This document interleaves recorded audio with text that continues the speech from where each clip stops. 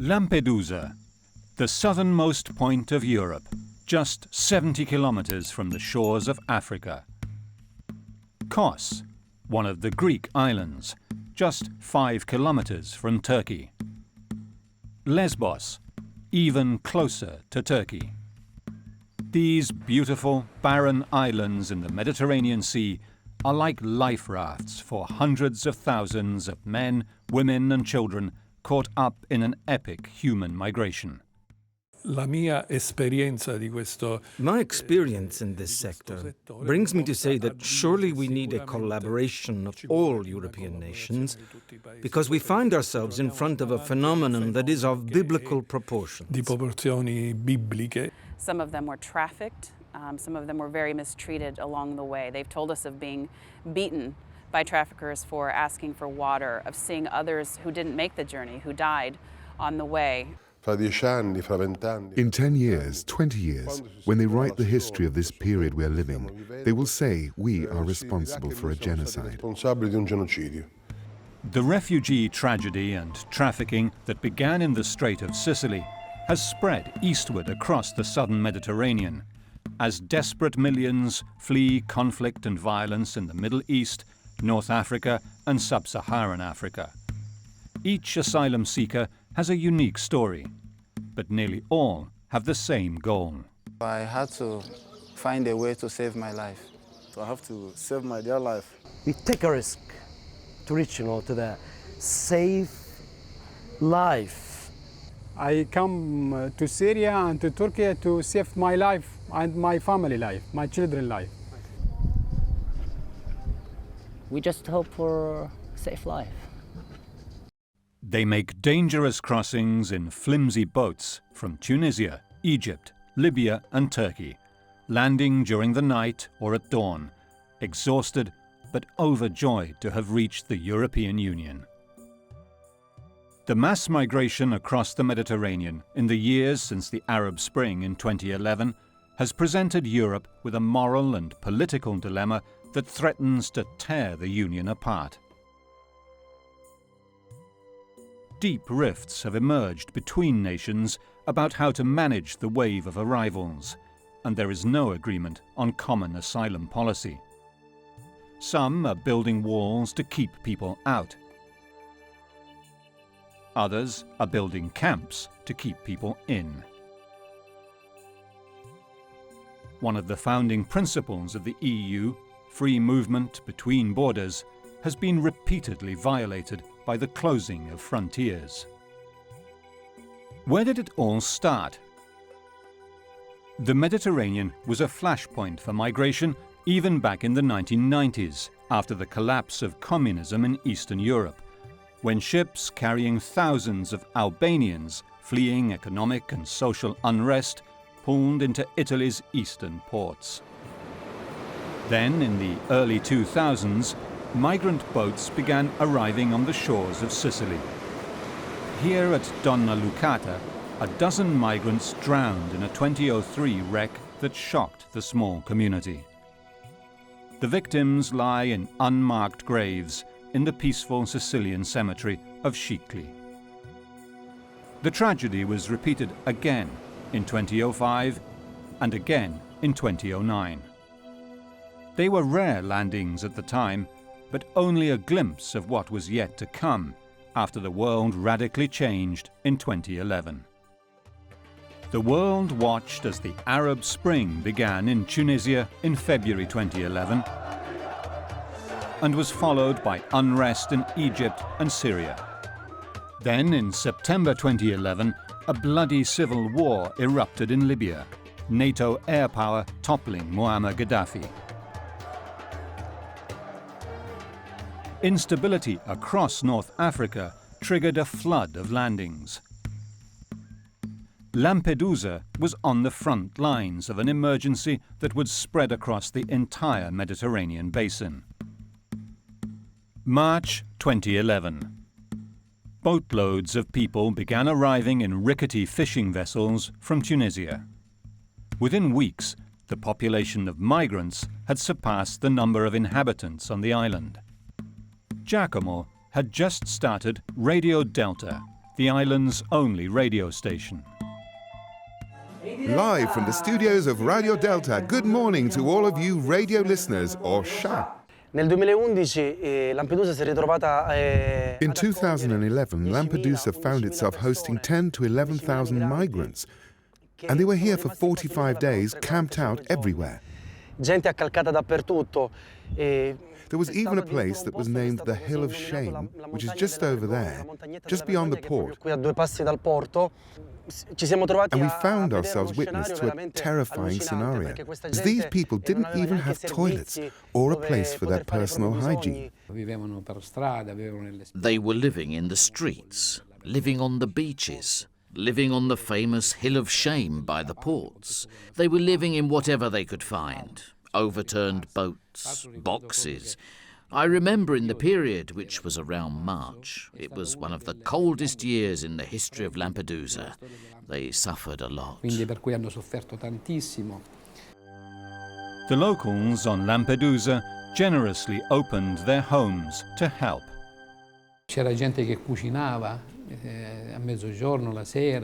There were people cooking at midday and in the evening. The centre was overflowing, and they brought the meals to where they were living, to the beaches, to the maritime station. But they were simply too many. Sulle spiagge, all'area marina protetta, alla stazione marittima dove sono stati in parte, ospitati, ma erano troppi. But the tiny 30 square kilometre island of Lampedusa, with its 6,000 inhabitants, simply couldn't cope.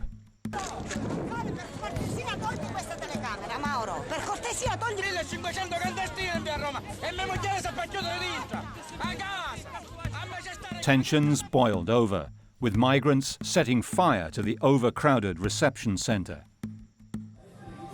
Those who worked inside the camp at the time had survived a previous arson attack 2 years before. È successo il delirio. It was pure madness. The fire started, and you couldn't see anything because there was black smoke coming out everywhere. And we saw these flames getting higher and higher in a terrifying way. The air had become unbreathable, so we all started running out, and we got out intoxicated by the smoke and fumes, but we made it. Then, in 2011, there was another one.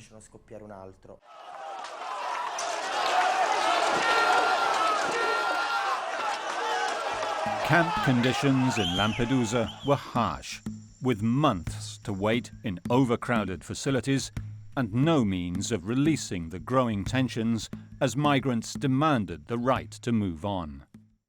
Surely these people, who were closed in there for 3 months without even a television, and their only outlet was a soccer ball, these people eventually lost it. It was like living in an episode of Big Brother, exactly like that. The government was finally forced to respond and sent ferries to take some people off the island. This was just a first wave of migration across the southern central Mediterranean and was to be followed by tragedies and tensions of increasing magnitude. Over the 4 years since the Arab Spring mass arrivals, new routes have developed via Greece and the Balkans. After the fatigue of hundreds of kilometers of travel, followed by the terror of a sea crossing, comes the frustration of confusing European bureaucracy. The chaos and waiting that migrants endure once they arrive in Europe created flashpoints across the Mediterranean. Till now, there is no solution for Syrians. They said, we are sorry, Syrians have to wait. While Syrians fleeing civil war are often allowed to move on quickly, Africans and South Asians can languish for years as the bureaucracy runs its course. For me now, I spent 1 year, 4 months. When you have to wait for 1 year. Je sais pas, je sais rien. On m'a rien dit. Si tu as un problème, viens m'expliquer. Vous avez quel problème? Les capitaines sont partis. Nous on a assis. Emiliano Abramo offers support to migrants in the Sicilian reception centres through the Sant'Egidio Catholic charity. These long waits, a year and a half, sometimes 2 years, bring a migrant to suffer this situation a lot. They aren't able to explain what an asylum request is, that they are in a reception center and cannot work, that they did not become rich like maybe the family believes they did. So often, even these ties are broken. They lived a tragedy before even arriving at the ports of Palermo or other Sicilian cities. And then they have to wait years, a year and a half, just to have the right to stay in Europe. Only some of the migrants are allowed to stay in Europe. Some are expatriated. Some escape, or worse. If the asylum request is positive, they start a new story. But if the request is negative, it is truly a drama. A drama to the point that last month, a 29-year-old Pakistani hung himself when he found out that the outcome of his request was negative and his trip had been meaningless. In 2013, Pope Francis visited Lampedusa to show solidarity to the island and refugees seeking safe haven there. But sadly, his pleas for a solution fell on deaf ears in Europe. Only a few months later, a tragedy struck that would change the migrant flow drastically. The boat people come during the summer months, with the calm seas. Until 2014, their target was the tiny Italian island of Lampedusa, which lies only 113 kilometers from North Africa.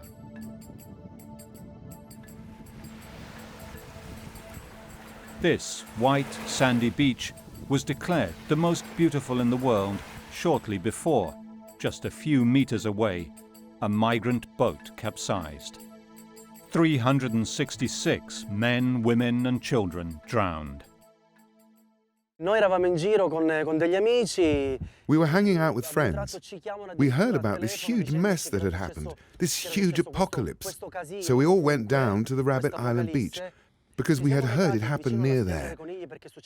There was a lot of action there, helicopters overhead and rescue boats everywhere. You can only imagine how the people were feeling. A boat of 3 Lampedusan fishermen first came to the rescue. I looked through the binoculars and see all these people in the sea. You could see only heads. When we got there, it was a tragedy. All these people in the sea, screaming, yelling help. We started picking up people who were in the sea. It was hard work, because they were greasy from the fuel oil. They slipped. Picking up a person who is dying, it's a heavy burden. The news spread very fast. The islanders were shocked, and all the people came down to the port and the beaches. It was hard. Some we helped with ropes, some we helped with ladders. There was a girl. She was 1.90 meters, very robust. I had to put her on the stern, tie a rope around her, and pull her up with a rope, because who could have lifted that girl? She was rocking back and forth from head to foot. She was near death, exhausted to the point of not being able to go on. We pulled 18 people out, including 2 who were already dead, unfortunately. We could do no more than that. By the time the Coast Guard arrived, there was little that could be done. The wooden fishing vessel with 366 aboard had sunk to 20 meters under the sea, with its tragic cargo of desperation. In the days that followed, police, Coast Guard and fire brigade divers recovered the bodies. Dr. Pietro Bartolo is the only coroner on the island and examined every single body to establish cause of death. On the stern of the fishing boat, there were 4 dead bodies, Of those, 3 were for sure dead because they were in rigor mortis, and then there was this young girl who was spread out on the net on the stern, and I took her pulse and thought I felt a faint heartbeat. I listened again, and in fact I could hear a heartbeat. She was alive, so we rushed her in the ambulance and resuscitated her for more than an hour, and finally she recovered. It was just saving one, a small thing, but still, it was a great thing that gave us enormous satisfaction. Hundreds of others were not so lucky. Coast Guard boats came in hour after hour with bodies. Poi invece abbiamo assistito a... Then we had to manage a continuous arrival of body after body after body. Among the dead of this tragedy, there were many children. There were pregnant women. The anger? The anger was that this happened on a day when there was beautiful weather and just a few hundred meters from the port. They had arrived. It would have taken just a few more minutes and they would have been safe. In fact, they had already prepared all the children. They were all dressed up.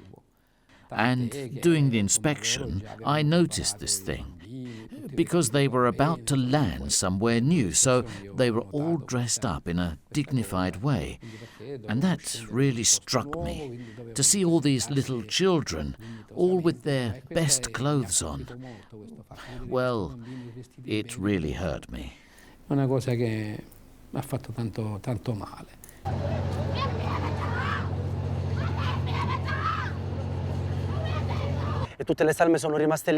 All the bodies remained there until they were loaded onto the ships and taken to Agrigento, where they finally had their dignified burial. In the new cemetery of Agrigento, as in dozens of other cemeteries scattered across Sicily, the unnamed migrants are buried as numbers.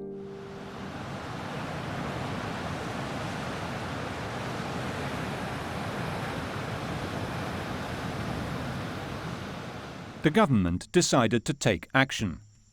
The then Prime Minister, Enrico Letta, ordered the Coast Guard and the Navy to send out patrols deep into international waters close to Libya to intercept the boats. The operation was called Mare Nostrum. It saved lives, but now the traffickers could save money on fuel, knowing that the Italian government would pay for the migrants' onward journey.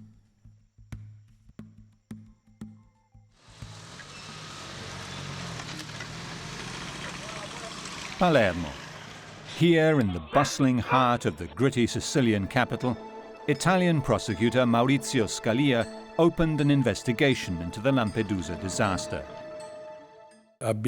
We began a series of activity with wiretaps, using telephone numbers of these subjects. The Palermo prosecutor's office became the hub of an Italy-wide investigation into the network of smugglers trafficking migrants across the Mediterranean and onwards towards the north. We heard live the organizer of this trip, where 366 people died, who in some way confessed during the course of a conversation with another trafficker to have organized that trip.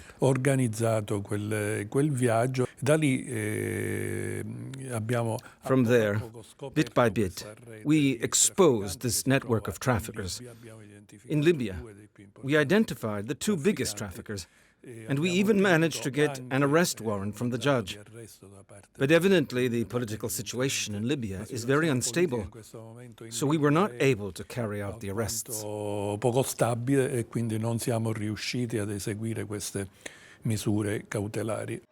As investigators found out the hard way, exposing the network is one thing, destroying it is another. But who are the migrants and where do they come from? Why do they leave? Most are fleeing violence, terrorism, religious conflict and war. Unfortunately, the rebellion there, I decided to leave Casamas because I cannot go back to Gambia. So I decided to take this journey. They are fighting in Nigeria also to ask me to do what is not under my religion, because I'm a Christian. I have a problem because my father is a politician and he got himself into one mess or the other because of politics. So my family, generally, no one is at home now, and my father is dead because of the same issue. La population voulait manifester, eh bien, ils ont arrêté la population de ne pas à se manifester. Et ces jours-là, ils ont commencé porte à porte, ils ont fait, il y avait des morts et plusieurs blessures. Et ils m'ont poursuivi, ils m'ont même tiré, j'ai su le balle. Ouais. The wars in Syria, Afghanistan and Iraq have displaced millions, mostly to Lebanon and Turkey. More than 700,000 people have taken to the narrow straits that separate Turkey from Greece.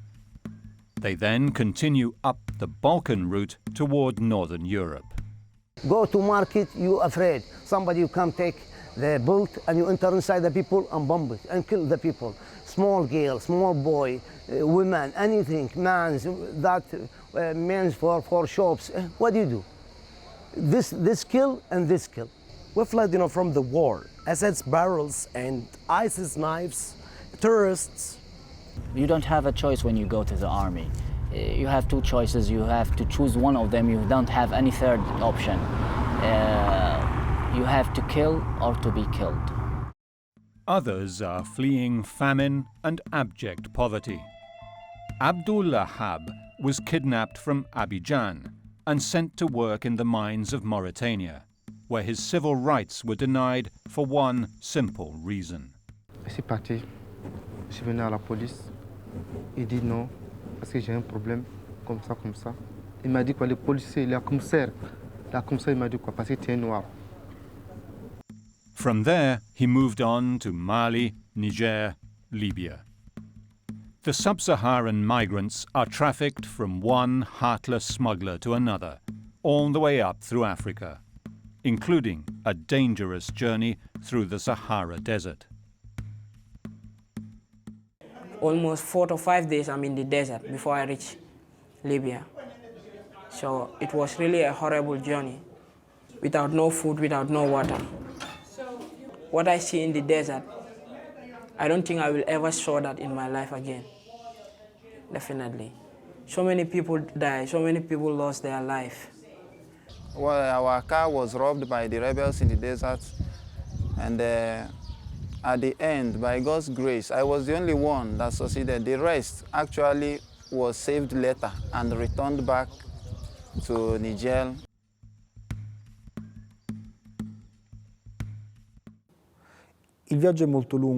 The trip is very long for migrants, because from the country of origin to arrive at the Great Funnel, which is Libya, the location where a lot of migrants arrive to await their turn for the trip to Europe, every time there is a passage from one human trafficker to another, they are exploited. Then he told me that when we reach in Libya, then I have to walk.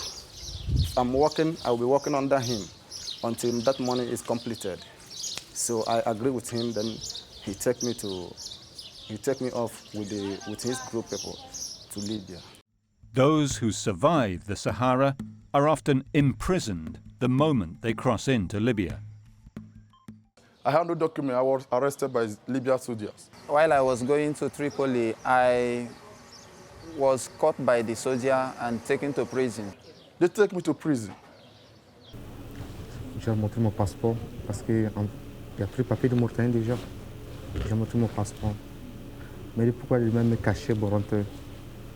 Il dit non, je n'ai pas main. Mais d'accord. Vous êtes combien? Il est 35 personnes.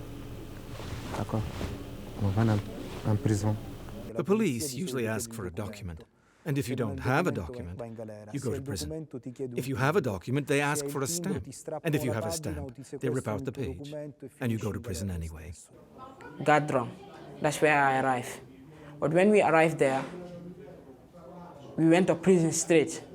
Then on our way to Tripoli, we got the soldiers on the checking point. Then they arrest us, ask us for documents. Then we say that we don't have anything. Then they take us from there to prison. It is the same story for most Africans, who once in Libya are imprisoned and then requisitioned by powerful locals to work as slaves. They cross kilometre after kilometre, impervious zones of the desert. They arrive finally in Libya, where for weeks and months they are subject to violence and harassment. What they ask from people is money. Then me, I have no one who to pay for that money for me. So in that prison, because I was among the youngest, what I have to do is to clean the environment. I'll be there cleaning the environment, doing nonsense rubbish works there. I have to do it. I stayed there for 3 months in the prison. Then I was helped by one soldier. He said he have lawaju. If he rescue me out of the prison, I will work for him. Then he will do my Libya document for me. With the work, I will be working for him. They needed me to do so many electrical work in that prison yard. I did it and they promised they will leave me. And so you become a slave. Often they are penned in with fences, like cattle. On m'a pris à le mettre dans un campement. Il y a 1500 personnes dedans. 1500 personnes, on peut nous tous enlever dans la chambre, ça ne paie pas. Après, on a fait 6 mois, comme ça. You'll be in torture, harassment, no food, or even if you have to eat, it will be once per day. So it's crazy. Il y a 2 mois, on a fait en prison. Par jour, on mange un peu. Et l'eau, il y a sel dedans. On boit ça. Même, il y a les gens qui sont venus ensemble, sont malades à cause de l'eau là. Even for the lucky ones who break out or work their way out from prison, Libya is lawless. No one is safe. In Libya, everybody is carrying gun. You don't know who is soldier, you don't know who is individual man, you don't know who is civilian, you know. In Libya, they are all the same. He tried to confront them, but they are with guns. They decided to shoot him. Yes, yes. So it was like crazy. So, yes. And the brother, so unfortunately, he dies there.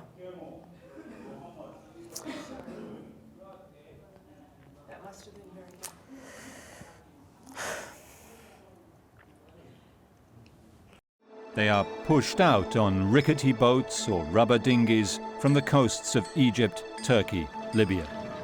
They are put out on boats and sent to die in the Mediterranean or try to reach Europe. For many, it is the first time they have ever seen the sea, and there is no turning back. What they told us already was that we are going to board ship. At the end, in the night when they took us to where we were pushed, we saw a different thing altogether. I haven't seen the sea, not on the sea. I haven't seen it with my eyes. Then he's saying that the journey to Italy is a few hours to some minutes to journey. But there is no going back because once you get to there, to the seashore, they don't allow you to go away. They don't allow you to go back. They don't allow you to change your mind. You must enter. So we had to risk it. Entre la mort, si ça pèse, devant ça sort, on va mourir dans l'eau. Comme je dis ça, il m'a tendu, il m'a giflé. 2 people died in our own. We have already seen the rescuers. They threw a rope to us for us to hold it. But everybody wanted to save himself at a particular time. At the same time, you know, they fell into sea and the water took them away. Sub-Saharan Africans make up the poorest segment of clientele for the traffickers, who often use them as ballast below deck.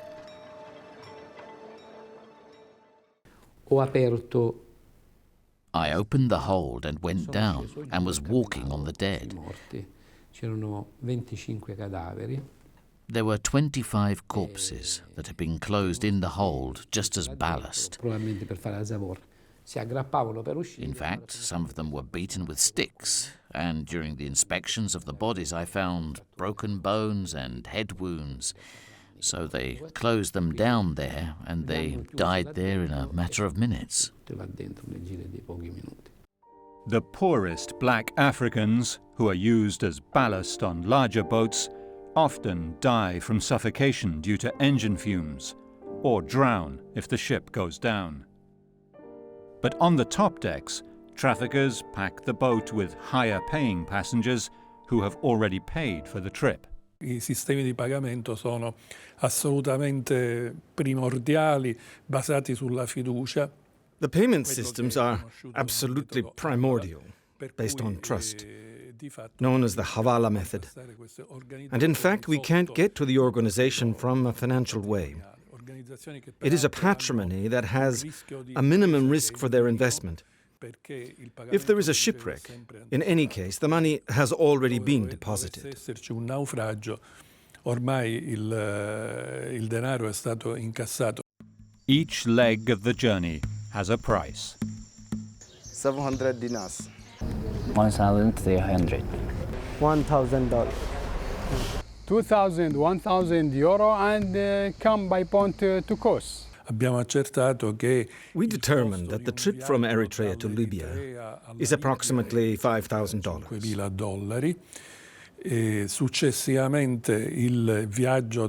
The trip from Libya to Italy is approximately 1,500 per migrant. Le successive tappe and the successive steps from Sicily to the center of Italy and toward North Europe costs approximately 2,000 euros. Circa 2.000 euro. لا في هو أنا مدام وأنا بس هو في 500 دينار. This Pakistani family paid 5,000 dinars for all of them to travel to Italy in 2015. And although the boat was rickety and the waves high, travelled on top. هو مش فاهم ولا هو قال لي هذا أنا في سفينة هيك بس هو ممكن نوم ممكن هيك بس. His wife was pregnant at the time of the crossing, and their young baby was born in the Mineo camp.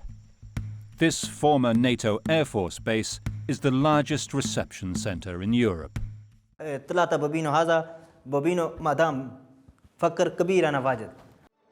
But they are among the lucky ones. On the 18th of April 2015, a similar boat carrying 700 people capsized when it came in sight of a tanker that tried to rescue it. Sicilian fishermen from the port town of Mazara del Vallo were in the area and were the first to arrive on the scene. There was everything there in the sea: clothing, objects, children's shoes even. But other than all the floating debris, we found nothing else. Just these 4 bodies, and that's it. Altri corpi non ne hanno trovati, hanno trovato solo questi primi 4 e poi basta. Hundreds drowned, but the boat captain was identified by the few who survived the traumatic incident after they were brought to the port of Catania. In genere sono gli stessi immigrati. In general, it is usually the migrants themselves who indicate to the police who are the ones who were the captains of the boats, who are responsible for terrible crimes in the Sea of Lampedusa. For example, they throw in the sea those who protest, who are sick, the women who yell, or the children who cry. Chi protesta perché è ammalato, le donne che gridano, I bambini che piangono. These seem like stories we hear from the concentration camps of Dachau and Auschwitz. Tensions with Libya are high, making any attempt to arrest traffickers impossible. The fishing community of Mazara del Vallo is one of the largest in the Mediterranean, and the boats fish in international waters off the Libyan coast, where their nets get caught on sunken vessels and they risk being targeted by Libyan gangsters. Domenico has lost one of his ships to Libyan militias, but luckily was able to save the crew. A noi sono venuti con un battello, con un piccolo battello. They came with a small boat full of machine guns and hand grenades. They sequestered us and brought us to the port of Benghazi. And after a month, after various negotiations, we left from there with a boatload of money, and we had to pay these militias, because otherwise they would not let us go. Perché se no non ci facevano uscire da lì. Ultimamente c'è stato il fenomeno dell'uso della forza anche delle... Recently, there was the phenomenon of the use of arms to recover the boat.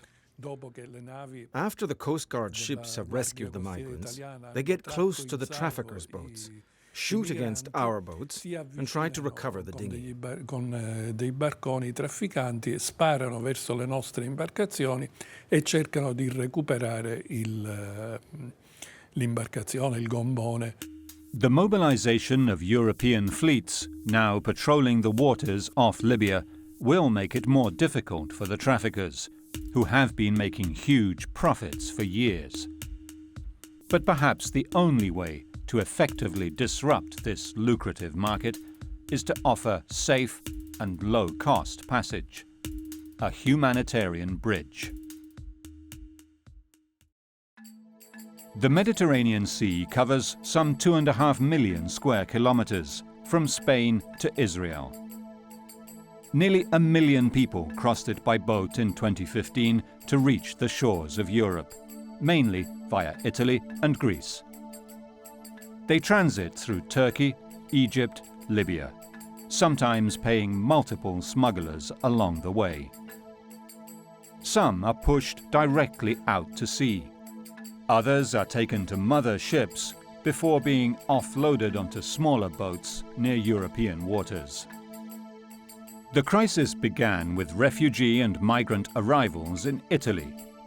But where to next? Once on Italian shores, many choose to leave the reception centres and continue through Europe clandestinely. This is especially true of Eritreans, who make up 18% of the migrants. Sono persone di passaggio.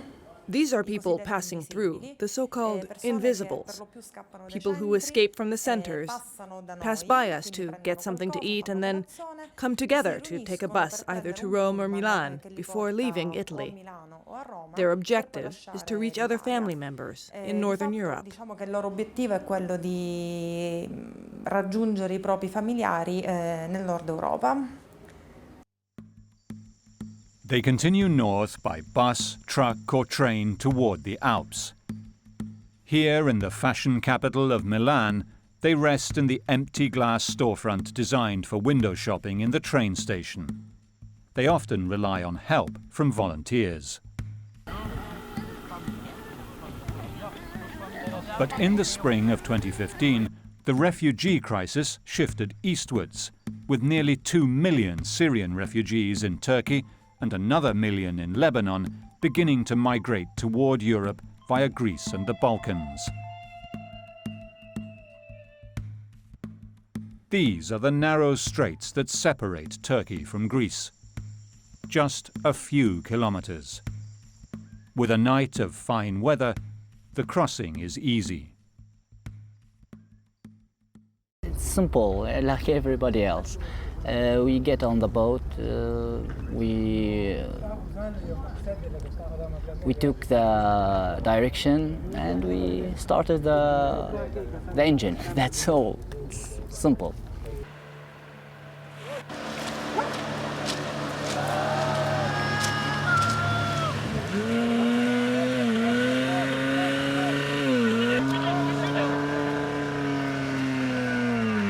Every day, dozens of such boats land on the shores of the Greek islands close to Turkey.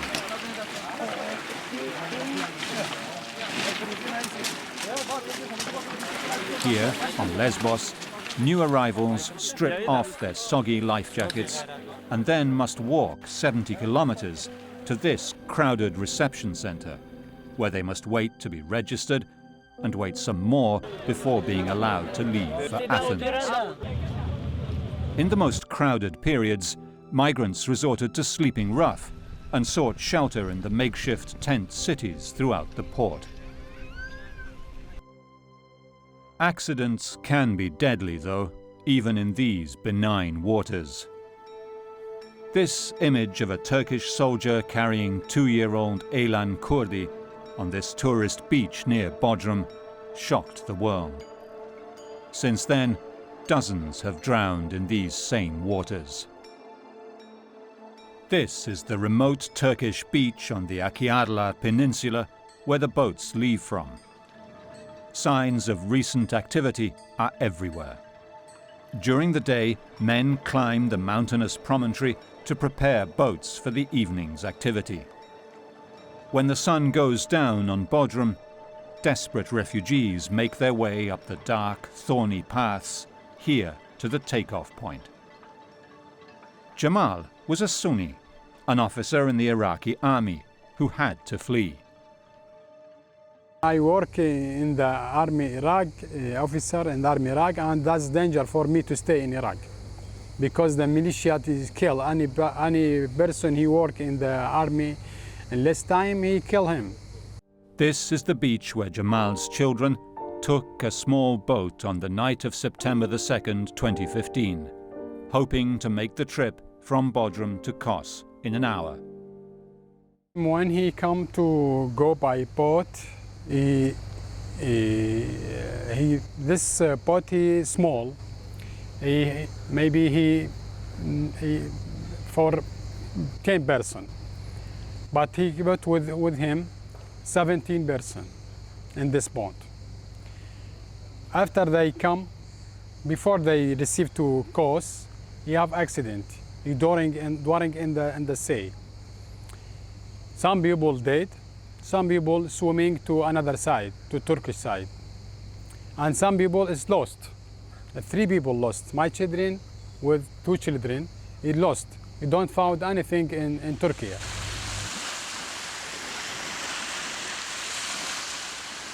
Others were more fortunate, like these Syrians and Iraqis who had just landed at dawn on the 18th of September 2015. We see all the water is on the boat, and we all the people we thinking we will be die. Just I want from the God to save all these people who came from Turkish. We want to be in a place safe. This is all we need.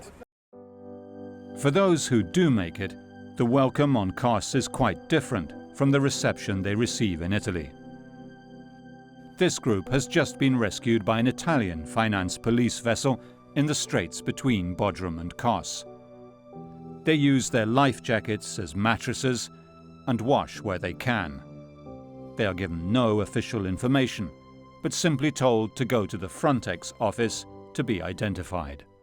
First, you have to go to the Red Cross and take a ticket with number after a verification of your names, okay, your documents, passports or identity or something like that, okay, and after that you will take the number. Then you go to the police. You will find them on the list of the police.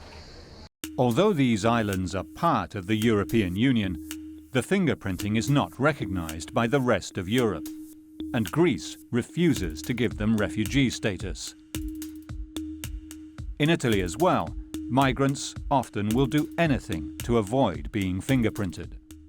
The fact is, the adults, as well as the minors who come to us, they are escaping from the centers. They don't want the police to take their fingerprints, because they don't want that the bureaucratic process of the asylum request is started in Italy. It is an unspoken understanding in the southern Mediterranean. Greece and Italy don't want them, and most don't want to stay in Greece or Italy. If there is opportunity, in Italy I stay. If there is no opportunity, I find my way out. I think we will go to Germany. I would like to go to Austria. Or stay in Austria or go to Finland or Sweden, any place. My children, when I lost him, he want to go to Germany to play football because he played football. International volunteers have arrived on Greek and Italian islands to try to help. One group, MOAS, even chartered their own rescue yacht and staffed it with Médecins Sans Frontières. But the sheer scale of the crisis is overwhelming. We start in the morning with breakfast. We take care of personal hygiene issues, and then do the distribution of clothes, which we collect from private citizens. Well, in the morning then we go along the coastline and give them like dry clothes, some water, some like food, because they are hungry and thirsty. And then at 11:30 we go to the police station, and most of the men are waiting there to register themselves, and we give some water and a fruit, like an apple or orange. Migrants from Africa sometimes arrive barefoot, then are checked for scabies and infectious diseases at the Italian ports where they arrived. On Kos and Lesbos, these Syrian and Iraqi families arrived well-dressed and ready to continue their voyage north. But in both Italy and Greece, new arrivals are supposed to receive authorization and their paperwork before moving on. On Kos, the names of the fortunate few who have been authorized appear on a list that is posted on this board every morning, which the refugees examine attentively, searching for their names. The queues in front of the police station are long, and tempers flare as conditions are harsh.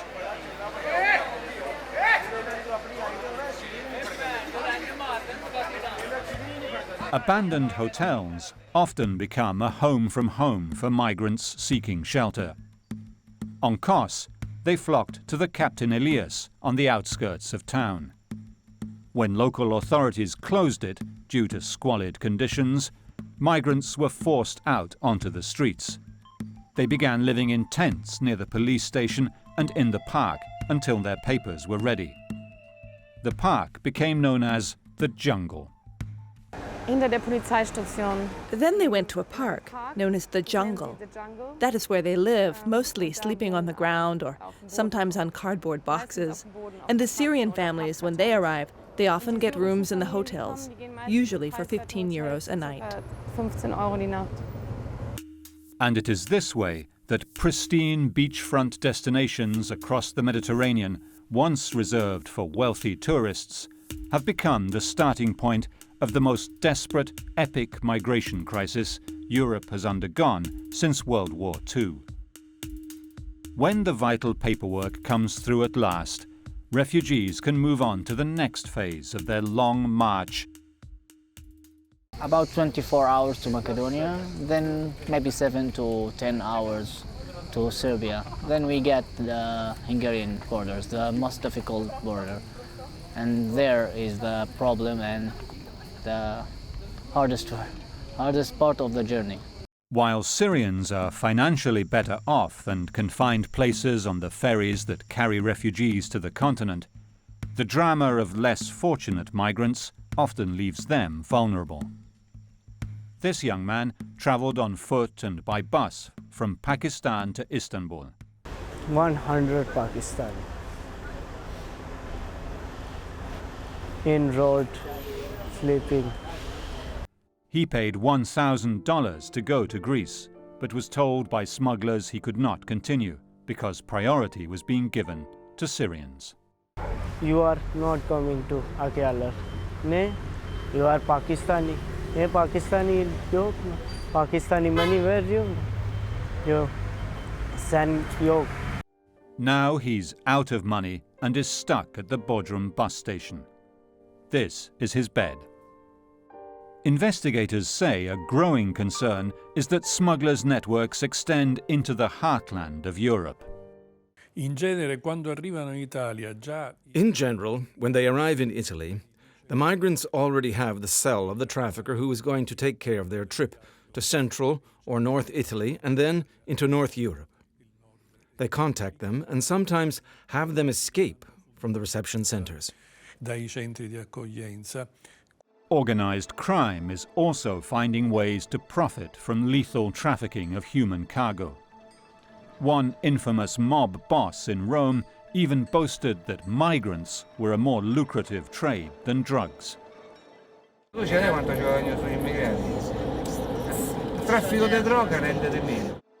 The profitable contracts for running reception centres are a low-risk, high-profit business.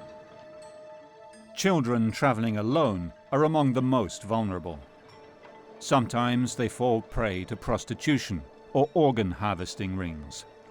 The lucky ones are taken in by state welfare or charity organisations.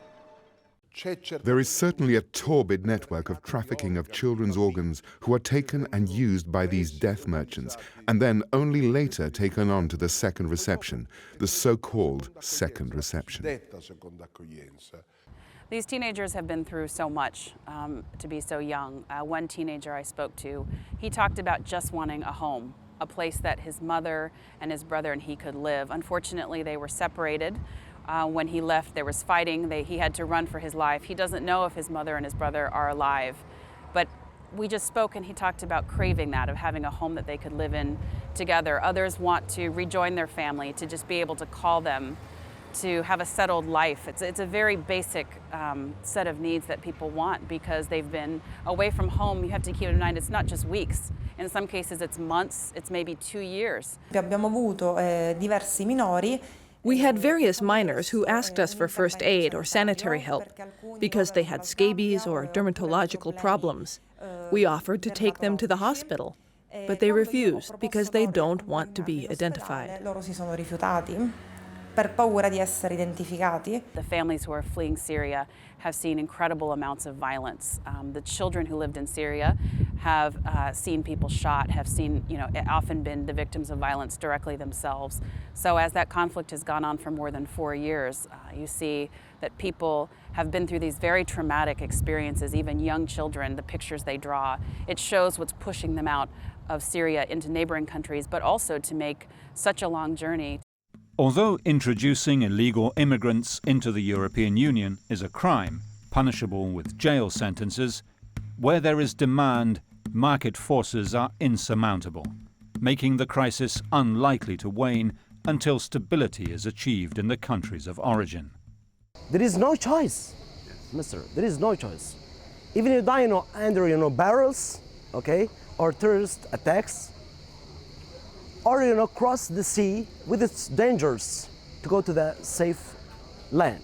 When I go for a walk before 2006 with my brother and my father, some people come in 2 motors and you slay me and my brother. My brother, you take 5 gun, 5 shooter, and me 1. Yeah, but God, you keep me and my brother and remain for life. This is my life in my country. The men, women and children who leave conflict-torn areas of Africa, Asia and the Middle East for Europe certainly do not risk their lives for purely economic reasons. Everyone has a compelling reason to leave their homeland to find safety elsewhere and risk losing their lives along the way. When you go to Italy, you have freedom forever. When you die in Libya, you die.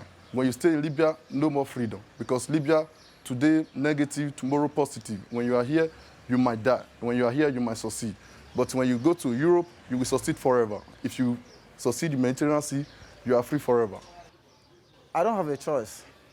Because here, what is important to me is not everything but my dear life. But here, I can tell you that I'm safe. When there is life, there is hope. For today, I'm alive, so I still get hope. We just want some countries to deal with other options, just to avoid themselves this danger, because nobody cares if you died or not. Here is a solution. You can save our lives.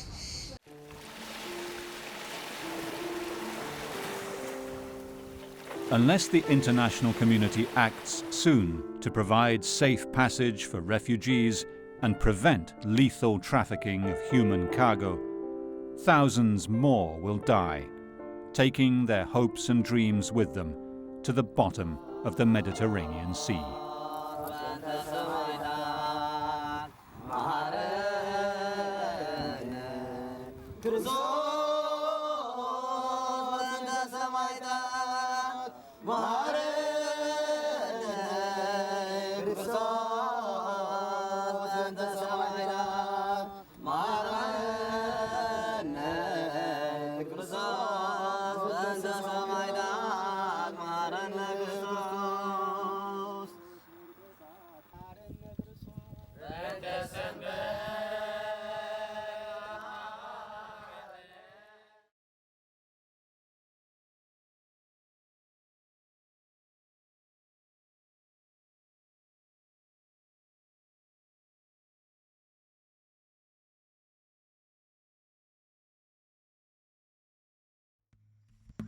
Andrea Palladino of Il Fatto Quotidiano, an Italian investigative journalist and researcher, has come to the city of Amantea, Calabria, to visit the site where in 1990 a mysterious ship washed ashore without its crew. The stormy seas on the 14th of December 1990 pushed the roll-on, roll-off cargo ship Rosso onto the beach of Formiciche, just south of Amantea. It was on its way from Malta to La Spezia. In this unique footage, shot by a local police officer, the ship is still at the mercy of the waves. What was aboard the ship when it was abandoned by the crew may never be known, as a conspiracy of silence surrounds the disposal of toxic waste in Italy in the 1980s and 90s, a conspiracy that has claimed at least 2 lives. It is a moral crisis that still affects Italy and the Mediterranean today. What is important, also out of respect for a journalist colleague who died following this lead, is to demand the truth always and relentlessly with regards to this traffic. Today, and I have to say this with sadness, we have only repentant informers from within the Camorra. There is not a single industrialist who has admitted to a crime. If these ships, or even just a few of these ships, actually do contain radioactive material, or dangerous toxic materials as they used to call it, they are ticking time bombs. From Calabria to Naples, the story of the illegal disposal of toxic waste is one of the darkest pages in the history of Italian and European industrial development. The small Calabrian town on the Tyrrhenian coastline was the scene of one of the most extraordinary shipwrecks of the time. On the 14th of December 1990, the MV Rosso was on the home leg of a journey from Marina di Carrara to Malta and back to La Spezia, when it ran into trouble and began taking on water. The crew was winched off, but 11 hours later it was washed up onto the beach here. The ship had a sinister story. At the end of 1989, the Jolly Rosso leaves for Beirut in the Lebanon and was going to pick up dangerous waste, Italian waste, produced by Italian industry, that had been brought there a few months previously, a year and a half previously, illegally according to the Lebanese government, and left near Beirut, in a suburb of Beirut. The salvage company Smith was called in with a tug to try to pull the Rosso off the shore, but this proved impossible. Over the next year, the ship was broken up on the beach by a local company. What the Rosso was carrying and why the crew abandoned it, although not in danger of sinking, has become part of the wider investigation into the clandestine toxic ships. There is some evidence that the residues from the Rosso, ex-Jolly Rosso, were found in the area of the River Oliva.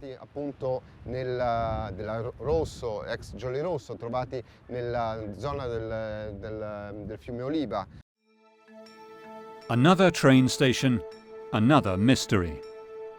Cape Spartivento is where Andrea Palladino has come to meet an old friend, a veteran of the case of the Mediterranean's toxic ships. The inquiry eventually brought here Nuccio Barilla, today Secretary General of the Legambiente conservationist organization. This is where the Tyrrhenian and Ionian seas meet, where the sea floor is more than 1,000 meters deep, a perfect place to hide a toxic ship. The ship's name was Regal, and records show it sank on the 21st of September 1987. A cloak of mystery still surrounds it, despite years of investigations set off by an informer of the Legambiente. Nel 1994 ci imbattemmo in una storia. In 1994, we came across a story that was strange, weird, unique. And as the National Observatory for Legality and as the Reggio Calabria section of the Legambiente, we presented a complaint to the prefecture of Reggio Calabria, a small prefecture, on the basis of information we had received. Presentare un esposto sulla base di notizie di cui eravamo entrati in possesso.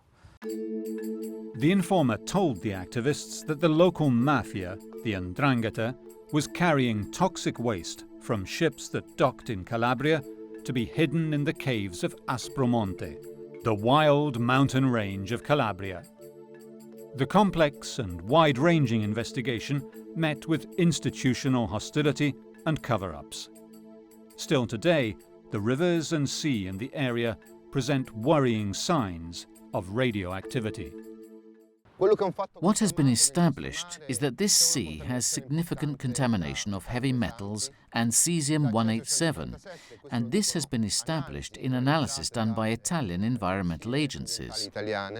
Far to the north of Italy, journalist Sondra Coggio has battled for decades to shed light on waste trafficking in the La Spezia area, both in the local landfills and in ships sailing from the port. Calabria is perfect because it had a very deep sea floor with undersea canyons and has natural mineralogical characteristics, such that radars will always identify base radioactivity. This has been explained to me by several sources that, without wishing to name them, spoke to me about it.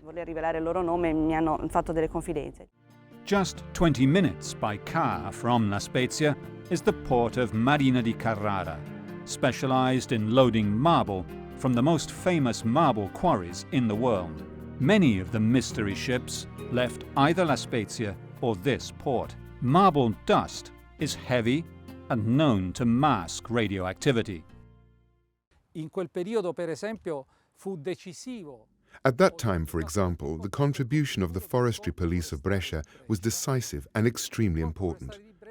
The Forestry Police of Brescia that was already investigating these ships, and it was thanks to indications by the Forestry Police of Brescia that pointed to one of the ships that occupied us most over the years, the Rigel. Una delle navi che più hanno impegnato, diciamo, negli anni, la Rigel. If the Rigel is the earliest documented toxic ship in Calabria, the Rosso raised investigators' suspicions years after it washed up on the Calabrian coast. This incredible footage of the Rosso shows it empty. The remains of a cargo of tobacco is spread around the hold, and much of it has fallen into the sea and washed up on the shoreline.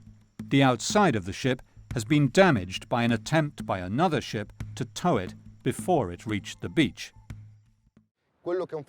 Another fact that has been proven is that a few kilometers away, on the River Oliva, investigators found industrial waste that was stocked. How can I describe it? Not simply abandoned barrels near a river. No, these were stocked in a reinforced concrete sarcophagus. So, with a method that goes beyond the simple illegal waste disposal that, unfortunately, is characteristic of southern Italy. The mystery of the Rosso is emblematic of the story of the toxic ships. There is a wide hole cut in its side to provide access to the hold. The hold seems empty, and yet this film in itself holds an enigma. Only an expert could fully understand the mystery of the toxic ships.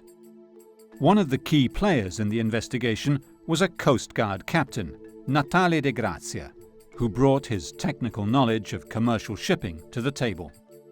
He was a close personal friend of Nuccio Barilà.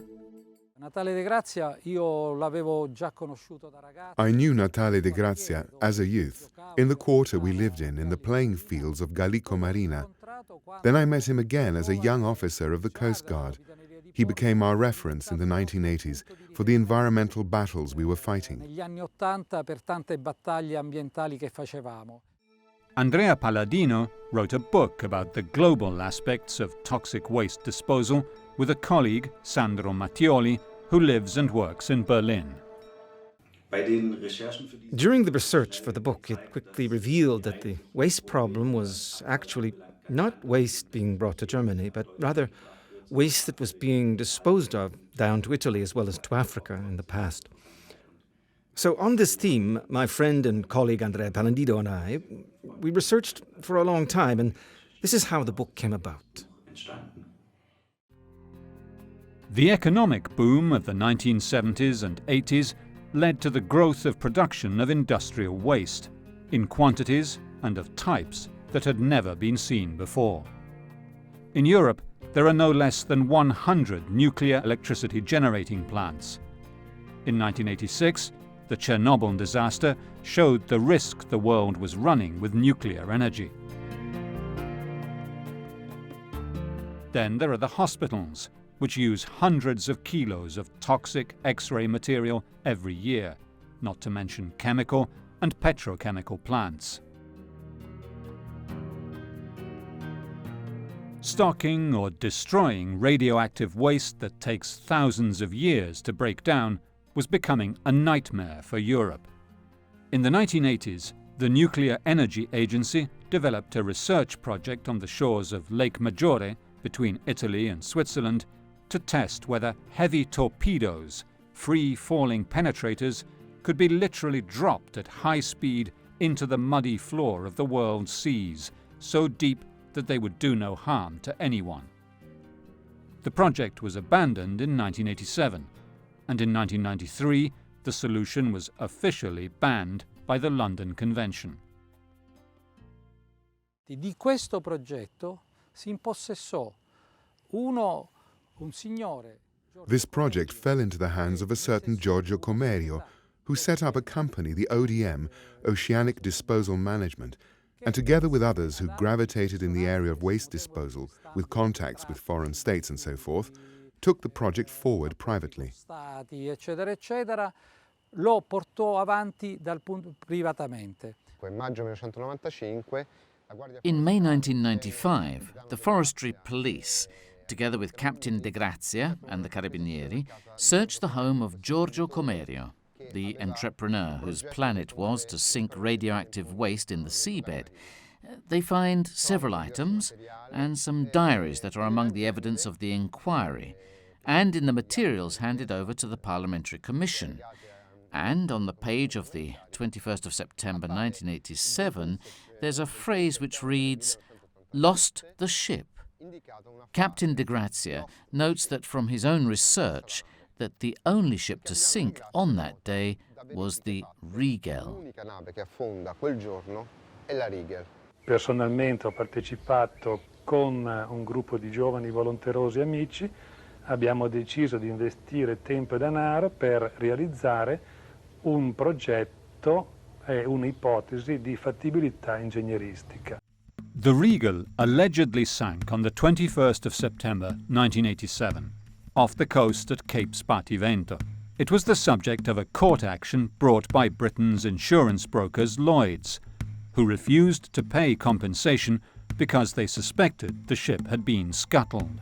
At the time, customs officers in La Spezia, the port it had departed from, had suspected the ship owners of smuggling and had tapped their phones. Le intercettazioni servirono molto perché in codice. Phone taps were useful because they used code words to announce the sinking of the Rigel using code words that became famous. The child is born. He's a boy. This morning at dawn. Codici che sono poi rimaste famose. Il bimbo è nato, è un maschio, stamani all'alba. The wiretaps done at the time revealed some dialogue of the crew, at times fairly raw, where they would say, "Oh, this time the cargo is really shit. Sorry for the term, but they used it to say this was not your usual cargo. It was a particular cargo." Quando I magistrati di Reggio Calabria hanno ricevuto l'informativa da parte del Corpo Forestale. When the investigators of Reggio Calabria received the information from the Brescia Forestry Police, they found out that the Forestry Police was in touch with a source known as Pinocchio, that the ship was also carrying modified uranium, extremely dangerous radioactive material that alarmed the investigators, and that narrowed the investigation. Rappresentavano un punto d'allarme per la magistratura. Da lì partì la focalizzazione di una indagine. The insurance company that had covered the cargo charged a private investigation company specialized in naval insurance to verify what had really happened. One of their sources, from Piraeus in Greece, told them that the ship actually hadn't sunk at Capo Spartivento, that it had continued its journey to the Lebanon, reached a small port north of Beirut, and that they could identify the ship and hand it over to the insurance company.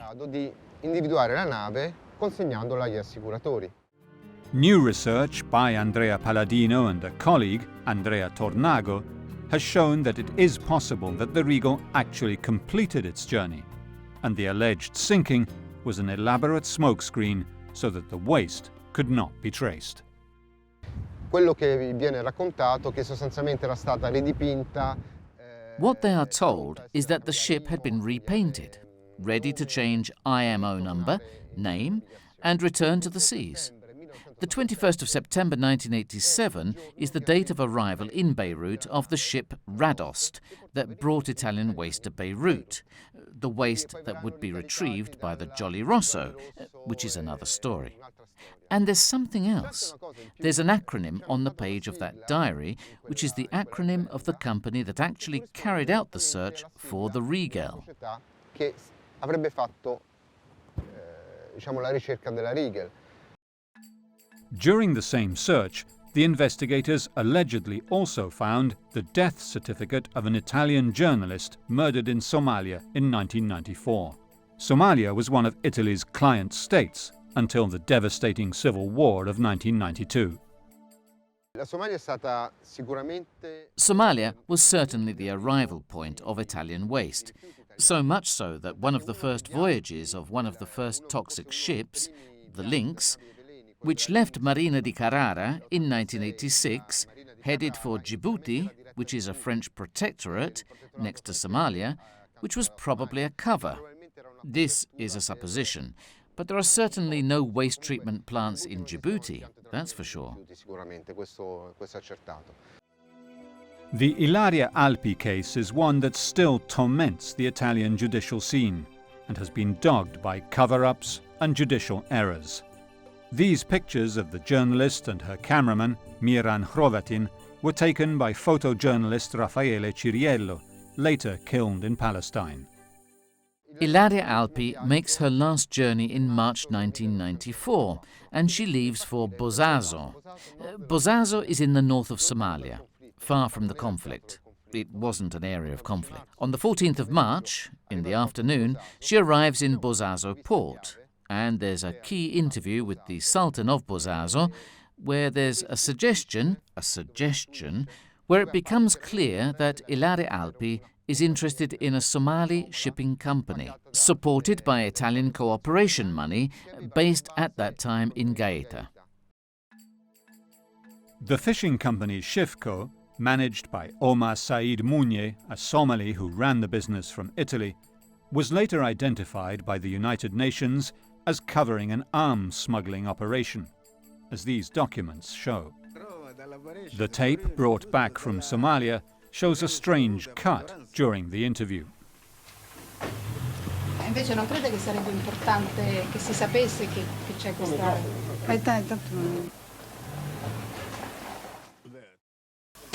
Beh, durante il collasso lui era a capo di questa flotta, una internazionale che si chiama Shifco.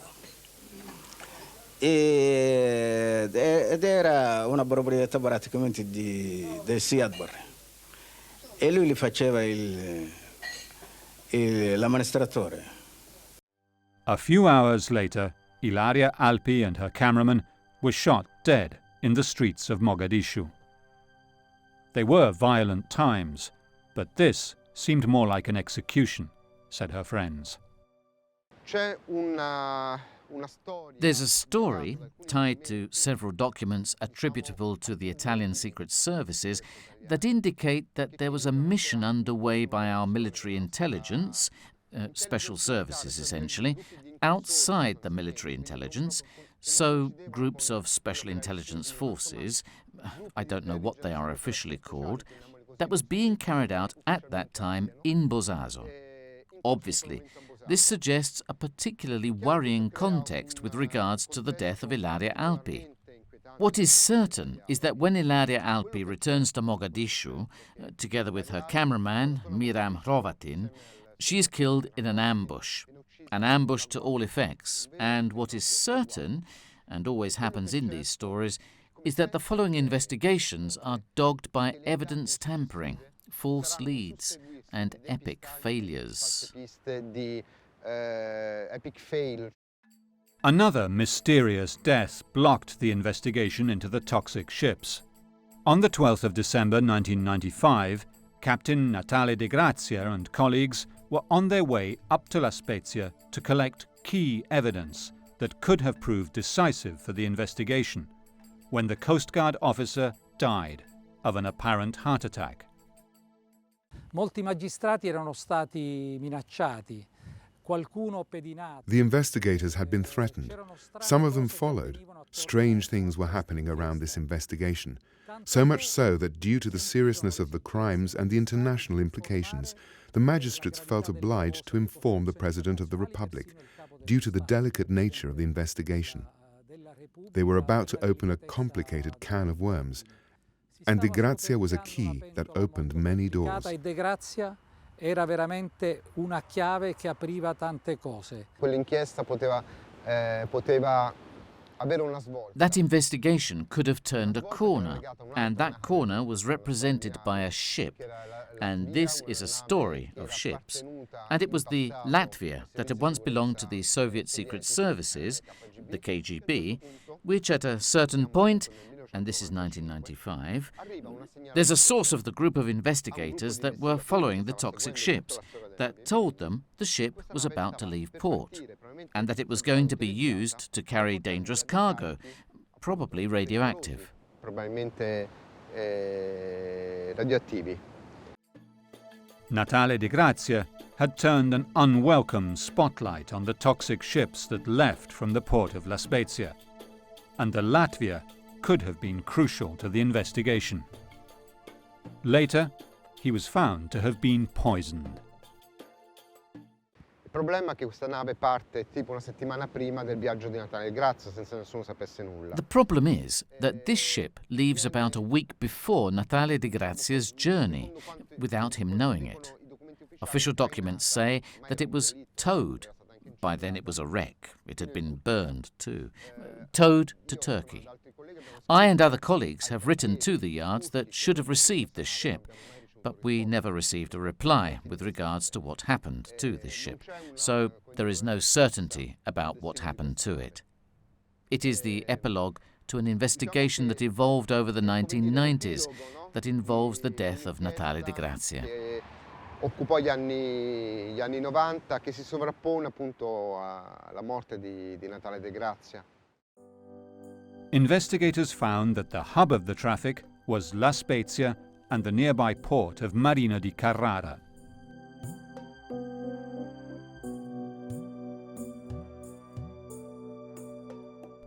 La Spezia is an important naval base, and Marina di Carrara serves the most famous marble quarries in the world.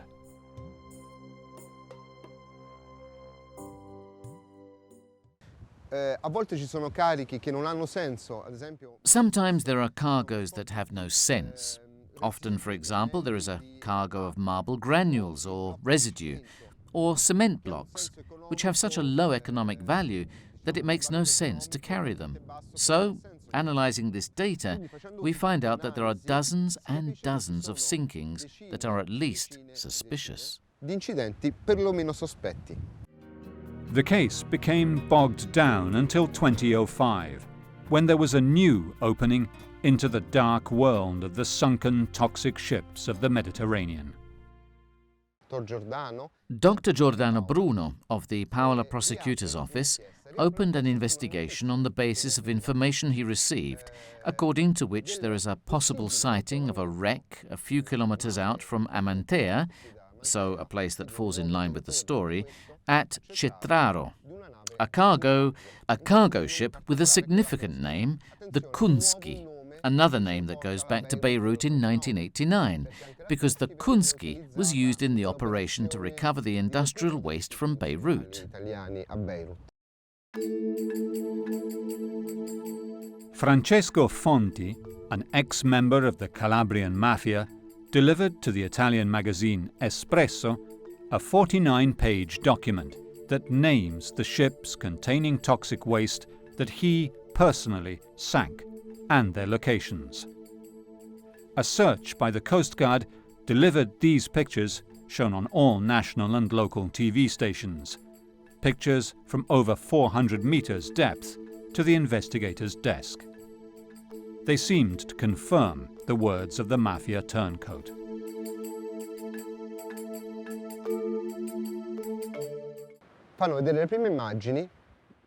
From the first images, the length, the shape and other information seemed to correspond to what the mafia turncoat, or ex-mafia turncoat, one Francesco Fonti, said.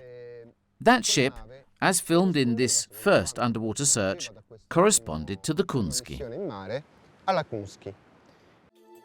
These waters off the coast of Calabria are among the most beautiful in the Mediterranean, but, according to the Legambiente, they hide the darkest secrets of the 1980s. Bene, ci fu questo clamore dicendo, ecco, vedete, abbiamo trovato finalmente quello che era sempre mancato in questa storia. So there is this clamour, because they had found what has always been missing from this investigation, what is generally called the smoking gun. In other words, the proof that the ships were sunk in the Tyrrhenian Sea with dangerous waste, if not radioactive materials, aboard. A private company was sent to carry out a second survey mission, and when they lowered the ROV in October, so just 2 months after the first find, they discovered that the wreck was an old wreck, sunk during a conflict in the early 20th century, the Catania, completely harmless. Del conflitto ai primi del Novecento, il Catania, assolutamente innocuo.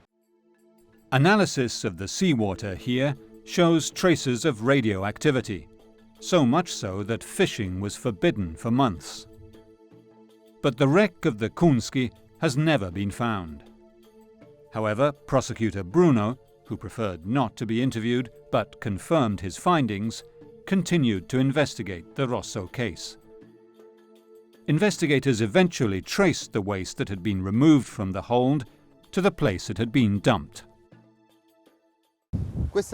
This is the mouth of the Oliva River, a river that comes down from the mountains behind me, runs down this valley and comes out at a few hundred meters from where the Rosso, the ship Rosso, ran aground. More recently, investigators have found industrial waste, certainly waste that comes from industrial activity that is not to be found within a radius of 200 to 300 kilometers. They were found close to an artificial bank of this river inside a structure built along the river. In 2011, a local construction entrepreneur was charged with hiding toxic waste. There was no way of knowing if it came from the Rosso. Durante le indagini sono stati riscontrati anche la presenza di... During the investigation, radioactive isotopes were found to be present, and analysis was carried out to establish to what extent this came from natural radioactivity, and partially it was due to natural radioactivity, and to what extent due to fallout from Chernobyl, to identify the origins of this radioactive contamination. The doubt remains that there is indeed radioactive waste buried here. Come dire, resti di rifiuti anche radioattivi. Although the film of the hold of the Rosso shows it empty, the local police officer who made it available later claimed to prosecutors that indeed the waste had been removed and relocated in the bed of the River Oliva. Today, he denies this. The mother of all waste deposits was found far to the north, in the port town of La Spezia. An investigation carried out not by La Spezia, but from outside by the Asti prosecutor's office laid bare what everyone already knew. Let's be honest, that here there was an illegal traffic of waste, and waste arrived from outside, not only from the industrialized north of the country, but also from outside the frontiers. In 1995, the Asti prosecutors laid bare this reality and showed that administrators, politicians, professionals, and Navy personnel were corrupt. Where the excess from these toxic waste dumps went is still a matter of conjecture. The Rosso investigation was closed in 2009, as were many others that involved waste brokers and traffickers of the 1990s, with no convictions. Out of 2,000 documents that are known to mention the trafficking of toxic waste, only 200 have been released. What is sure is that something changed radically in the 1990s with regard to the transport and stocking of toxic waste, which began taking new routes. Over the 1990s, the nature of the traffic changed, with investigations into shipping making sinking toxic ships more and more problematic.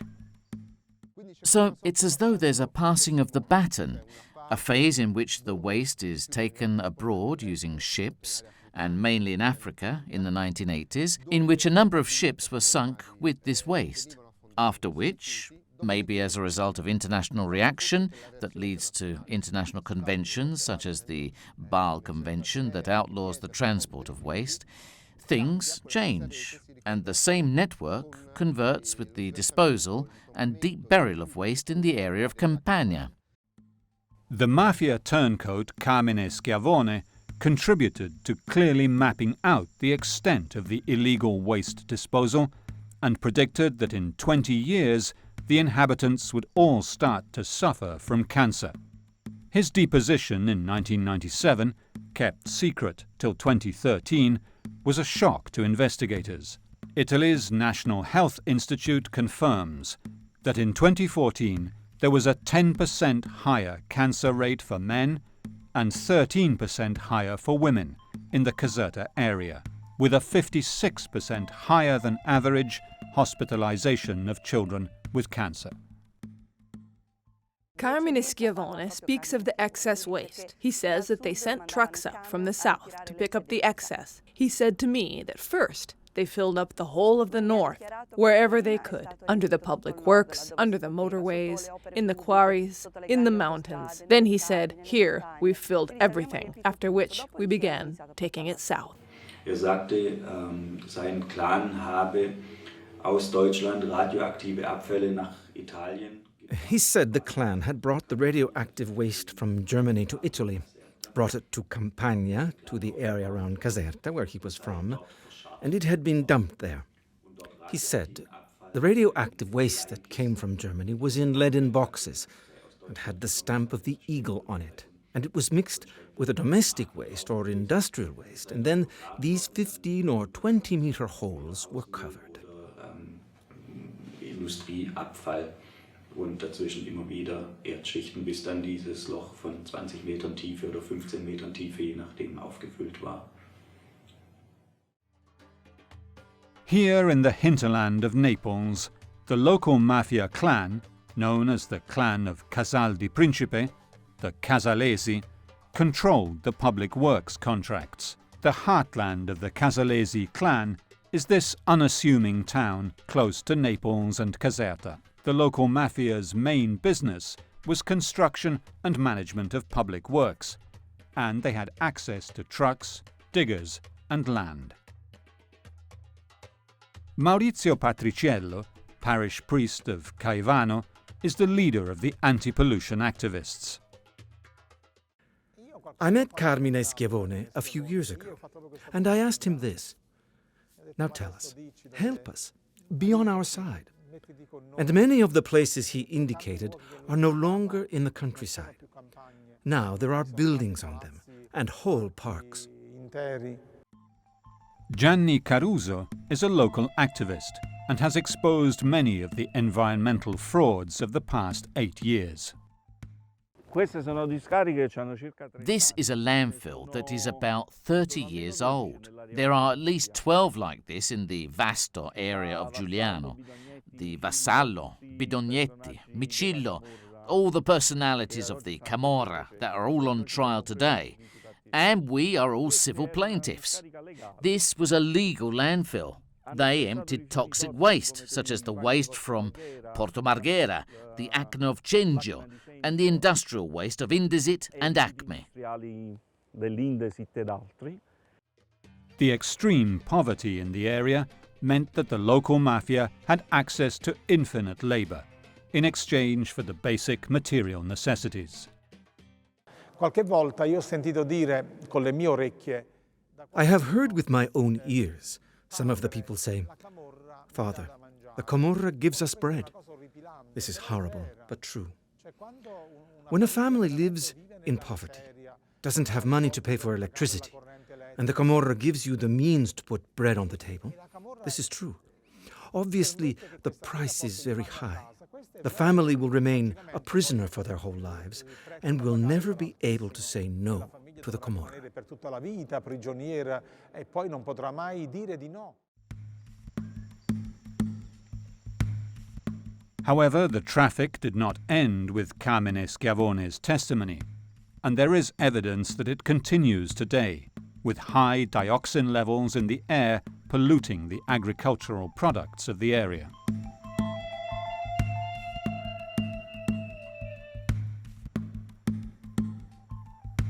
Although the mafioso indicated the waste landfills where he and his accomplices buried highly toxic waste, his account is just the tip of an iceberg that is just beginning to emerge now, one that is likely to dominate Italy's landscape for decades. The high incidence of certain cancers prompted Don Maurizio and activists in the area of Giuliano and Caivano to get together to protest.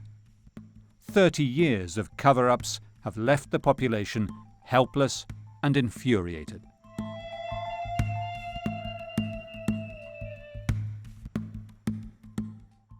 This is a Vassallo landfill.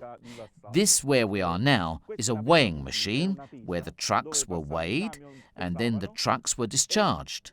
And there's proof that with 100,000 lira, or 50 of today's euros, trucks could be discharged without any form of checks. So the truck could have anything on board, but with 100,000 lira, they could discharge it. And the police had to manage the situation because the trucks were lined up out into the road.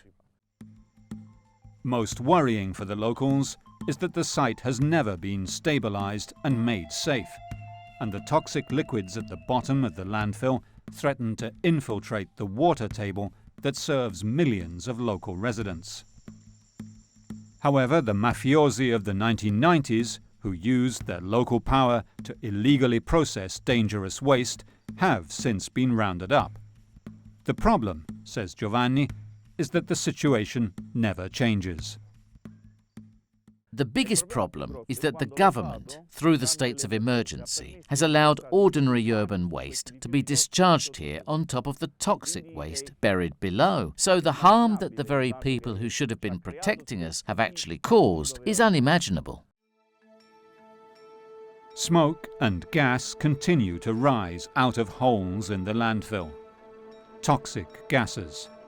And yet, close by, the local government of Giuliano has located a gypsy camp, and the children continue to play, avoid school, and engage in the burning of illegal garbage here.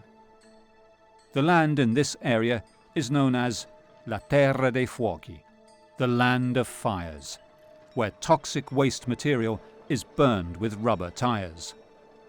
This is a different form of toxic waste disposal from the deep burial of industrial refuse. Mauro Pagnano is a local activist, reporter and photographer and works with Maurizio Patriciello, parish priest of Caivano, to bring the issue to national and international attention. Perché Terra dei Fuochi? Terra dei Fuochi si chiama in questo modo perché in realtà Why Terra dei Fuochi? It's called the Land of Fires as a reference to the toxic fires. the activity by which the residues of textile, construction and other types of local industry are burned. So there are a number of factories that work illegally, then they have to dispose of waste illegally. Una serie di fabbriche che lavorano a nero e che quindi per forza di cose devono smaltire a nero. Mauro Pagnano and Father Maurizio work together with activists like Gianni to force the authorities to take action. I asked the mothers that I knew who had lost their children, Mauro too, I asked Mauro, whom you know, if they were available to be photographed with their child. They said yes, and Mauro's great, and 11 of these mothers were photographed with the photo of their dead child in their arms, sitting on the bed in the child's room. Del bambino morto tra le braccia, sedute sul lettino della loro cameretta. E li fotografai, ho ascoltato tutte le loro storie. I took their pictures after hearing their story, and the pictures were very simple, with the mother, with the picture of their kid in their hands in the child's bedroom. I didn't know how to use these pictures until Father Maurizio said, "Why don't we do something important?" Un giorno Padre Maurizio mi disse, perché non facciamo qualcosa di importante? We printed 150,000 postcards addressed to the Pope and to the President of the Republic. At the time, it was Giorgio Napolitano. And we told people to come and to get them free of charge, put a stamp on them, and the President's palace was flooded with these postcards. And the President called us in, and we went to the Quirinale Palace with 13 mothers who had lost their children. The toxic waste hidden 30 years ago by criminal gangs working for international lobbies is still there. But another pressing problem is the thriving submerged economy of counterfeit clothing and footwear. Quindi la camorra dei casalesi ha fatto, alleanza con gli industriali. The Camorra of the Casalesi clan has allied with the dishonest industrialists, and this has allowed tons of industrial waste from the north of Italy to be offloaded into Campania. Then there are the Campania industries of shoes, bags and textiles, most of which work illegally. And since the product isn't registered by the financial police, so if they work illegally, obviously their waste has to be burnt. Se lavorano in nero è normale che poi gli scarti vengono bruciati. Burning rubber tires together with the waste ensures that there is no trace of what was being burned, but sends massive quantities of dioxins into the air. Abbiamo trovato sversamenti di montagne di pneumatici, non può essere un singolo meccanico che lo va a buttare lì che magari non... We've found dumps with mountains of tires, so it's not a single mechanic who goes out to throw them away and doesn't want to pay the refuse tax. They could be companies who have the job of disposing of them. But I don't know. I don't think they all come from Campania, because it's impossible that they produce all these tires in this area. Sometimes they are used to make a big fire to delay its being extinguished, and that way hide other substances, because when they burn textile residues, there are solvents in them and other stuff that risk exploding. Ci sono pure i solventi, c'è altra roba, no? Che può rischiare pure di esplodere. The poor quarters of the Naples suburbs are the local mafia recruiting ground. Breaking the bond between crime and poverty is almost impossible, and unemployment is high, says Father Maurizio. Nel mio quartiere penso che raggiunga l'80%. In my area, I think it reaches 80%. So sometimes I ironically say, by nature, if a person doesn't eat, he should die within 15 days. If he doesn't die, that means he eats. But if he's unemployed and earns nothing, how can he eat? Ma se è disoccupato e non guadagna, come fa a mangiare? Big industry and small producers living in the shadows together constitute a massive problem of waste control. Illegal and undeclared production processes make for illegal and undeclarable waste. Se noi pensiamo a quanti venditori ambulanti ci sono in giro per l'Italia che vendono il falso. If you think how many roaming merchants there are in Italy who sell counterfeit goods, you have to think that for every kilo of bag, there is at least half a kilo of waste. And where does all that end up? It's a problem. We all think of tax evasion as a problem, and we try to beat it. But we don't see tax evasion as having an effect on the environment. Giovanni has discovered another country road where the byproducts of illegal clothes manufacturing have been disposed of and asbestos has been dumped.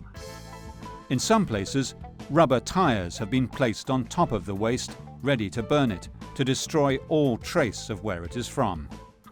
This practice releases dioxins into the air. It all started here, but this is happening all over Italy and even all over Europe.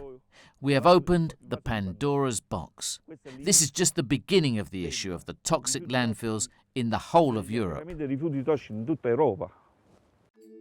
Poverty and widespread illegal manufacturing have poisoned the economy and the health of the inhabitants of this area north of Naples.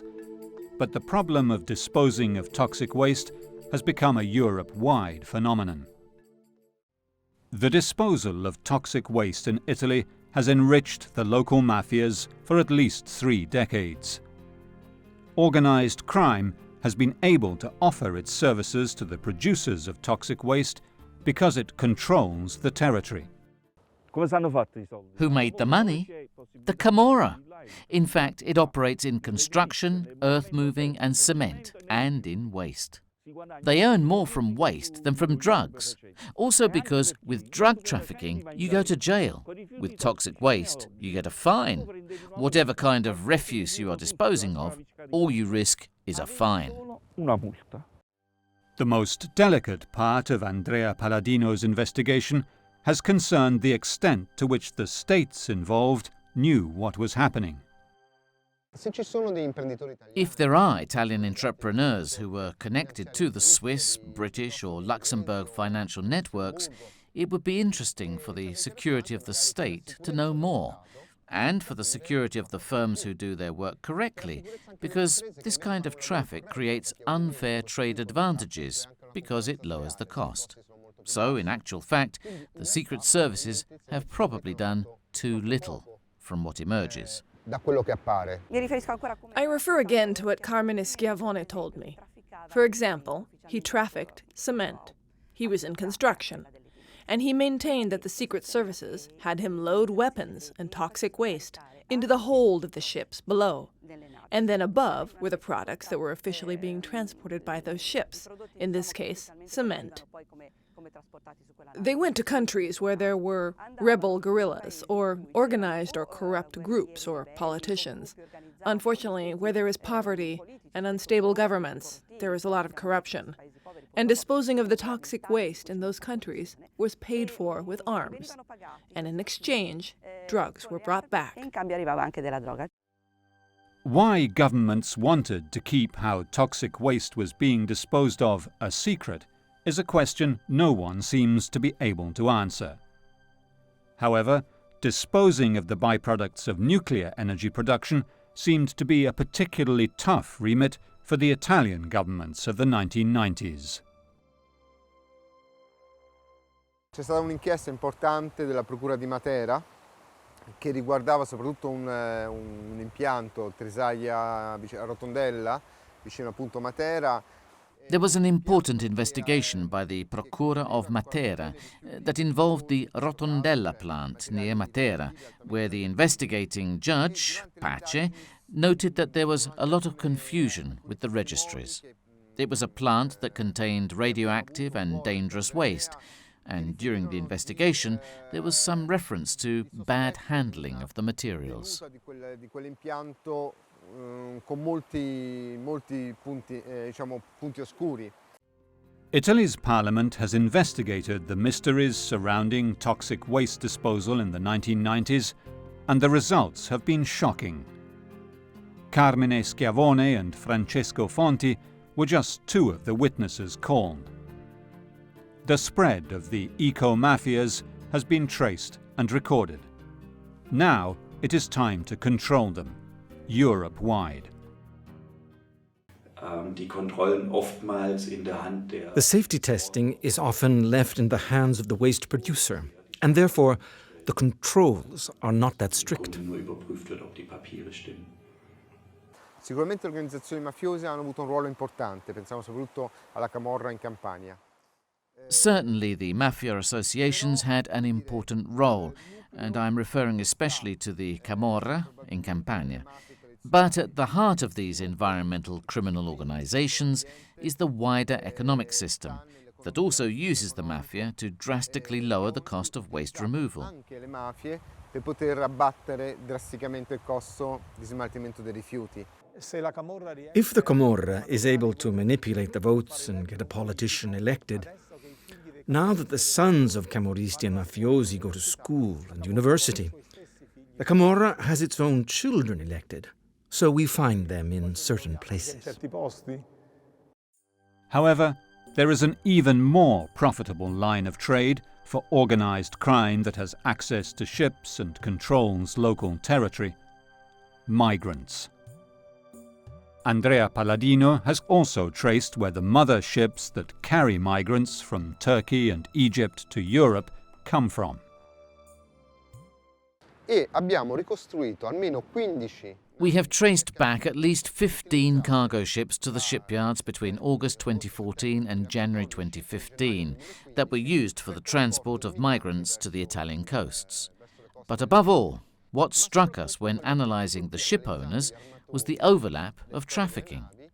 Among them was a ship that had been stopped by Greek authorities because it was transporting 20,000 Kalashnikovs, probably headed for Syria. The Mediterranean Sea, these limpid waters, are also the site of lethal trafficking of people, arms, drugs, and toxic waste. Traffics covered by a conspiracy of silence. Uncovering the crimes of the past is revealing a deadly threat to future generations.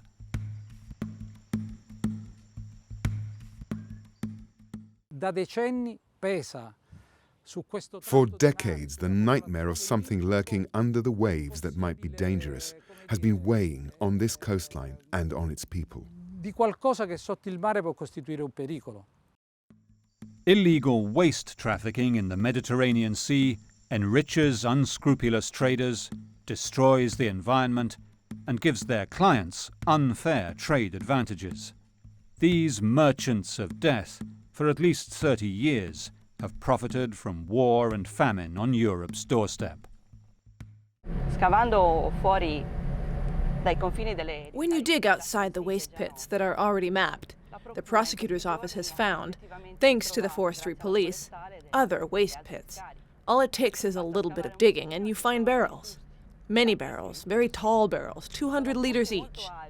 The locals would talk of these trucks arriving, also from abroad, trucks with foreign license plates, and they were carrying these barrels, and we know also that there had been some very serious episodes, such as this worker named Giuseppe Stretti, who was enveloped as he was working by this toxic cloud, as he was moving the barrels, and he died immediately. He'd been fine beforehand. Governments have failed to adequately protect and control the sea. If trade is the heart and soul of prosperity, illegal trafficking of all kinds has undermined the stability of the Mediterranean basin and has poisoned and impoverished its inhabitants.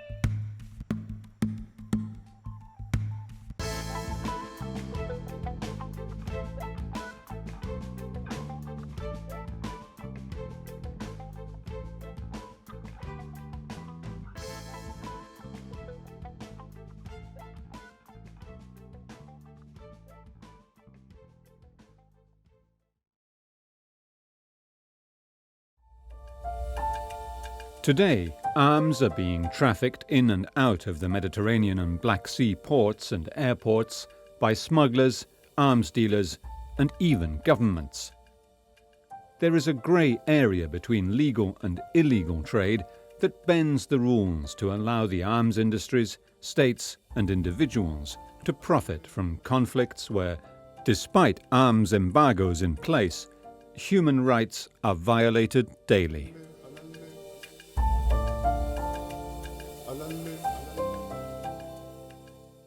For most transfers of arms, the end-use certificate is okay, because most of these arms have a legitimate end use.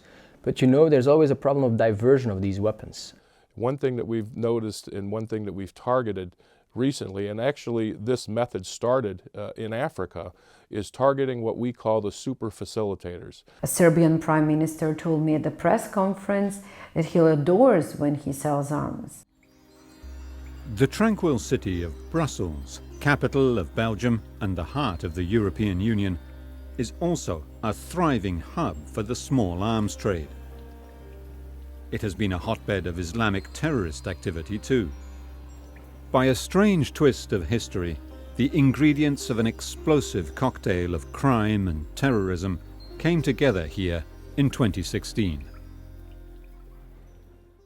We have generations of firearms production knowledge which is being transferred from generation to generation. And people know that if you have guns and you want to do something with it, go to the people with the expertise. And this is interesting when you see that some of the weapons used in the Paris attacks in 2015 were actually deactivated guns that got reactivated in Belgium. Brussels is also where the United States Department of Justice has located its European offices of the DEA, responsible over the past 2 decades for the arrest of 2 of the world's most notorious weapons traffickers. Especially Mr. Alcazar was in fact what we identify as a super facilitator. And he was tied to both drug trafficking and he was tied to terrorist activity and arms sales. The merchants of death have always existed. Men such as Monser Alcazar, who made his fortune in the wars of the 1980s and 90s, covertly dealing with governments and rogue states. He was accused of supplying arms for the Somali warring factions, allegedly in exchange for the disposal of toxic waste, through the facade of a shipping company, Shifco, that operated out of Gaeta in Italy. Monser Alcazar was arrested in Spain in 2005 and extradited to the United States. When the Soviet Union collapsed in 1992, a combination of chaos, massive weapons stockpiles, and criminal entrepreneurship allowed its massive arms machine to fall into the hands of notorious arms dealers. After the 25th of December, the Soviet Union disappears unexpectedly, and this new reality of Russia appears. But all the money has disappeared too. Some members of the Russian military turned their hands to arms smuggling. Viktor Vogt was an ex-Air Force officer who used a fleet of aircraft to transport Soviet weapons and military material anywhere in the world. He was arrested in Bangkok and accused of plotting to kill American citizens, which enabled the United States to have him extradited back to the USA in 2010. We at the DEA target drug trafficking, and that's what we do. But if we stumble upon that these drug traffickers are also involved in terrorist activity, we obviously get our counterparts involved, and we go after these people the best way we can. And many times, because of some great laws in the United States that target terrorist organizations with ties to narco-trafficking, we have a nice tool in our toolbox that we can charge these folks in the United States, like we did with Mr. Vogt and like we did with Mr. Khazar. What happened to the Soviet reserves? Paolo Tamponi investigated. We find this capital hidden around the world, and this capital was used to buy up cheap, very cheap, the Russian gas production industries, as it was explained to me. According to some, it was the military origin of some of these that helped them lay their hands on this industry. So the connection that becomes apparent, or became apparent at the time, between the gas pipelines of Russia and the arms trade was described to us. As the communist world collapsed, so did Yugoslavia. In 1994, the wars raging in former Yugoslavia absorbed weapons and ammunition in quantities that had never been seen on European soil since the Second World War. It was the year the Jadran Express container ship was stopped in the Straits of Otranto. We were investigating Russian organized crime. And after one thing led to another, we discovered what we might describe as a ghost company. In Turin, which is a city where I was working, managed by a Ukrainian person, a certain Dmitry Strashinsky. Dmitry Strashinsky was linked to the Jadran Express. Legato alla Jadran Express.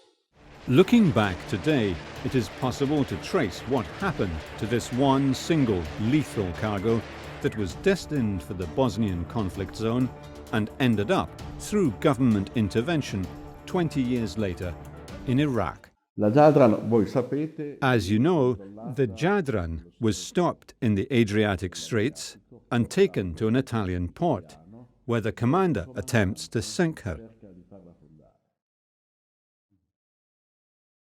He fails, and this raises the suspicion of the investigators. And mixed in with containers full of copper wire and cotton bales, they found this enormous, I mean really enormous, cargo of weapons. The story Strashinsky told Tamponi spotlighted the open sore that was the post-Soviet Union Eastern Bloc. The Jadran Express was just the last of 12 cargo ships headed to the Slovenian port of Koper with arms for Croatia and Bosnia, countries under UN arms embargoes at the time. Jadran. The Jadran Express's intermediate port of call was the port of Venice, so the ship was to call in the port of Venice before proceeding to one of the ports of former Yugoslavia to supply the armies. This was enough and was sufficient to establish the jurisdiction of the Italian government. The investigation identified a Greek intermediary and two Russian nationals, Alexander Zhukhov and Leonid Lebedev, as the dealers, who were also the owners of an oil trading company. The suspects had interests in a gas and oil company, Syntes Oil. This led to the investigation extending to this company too. Zhukhov, Lebedev, all people who were extremely respected in Moscow.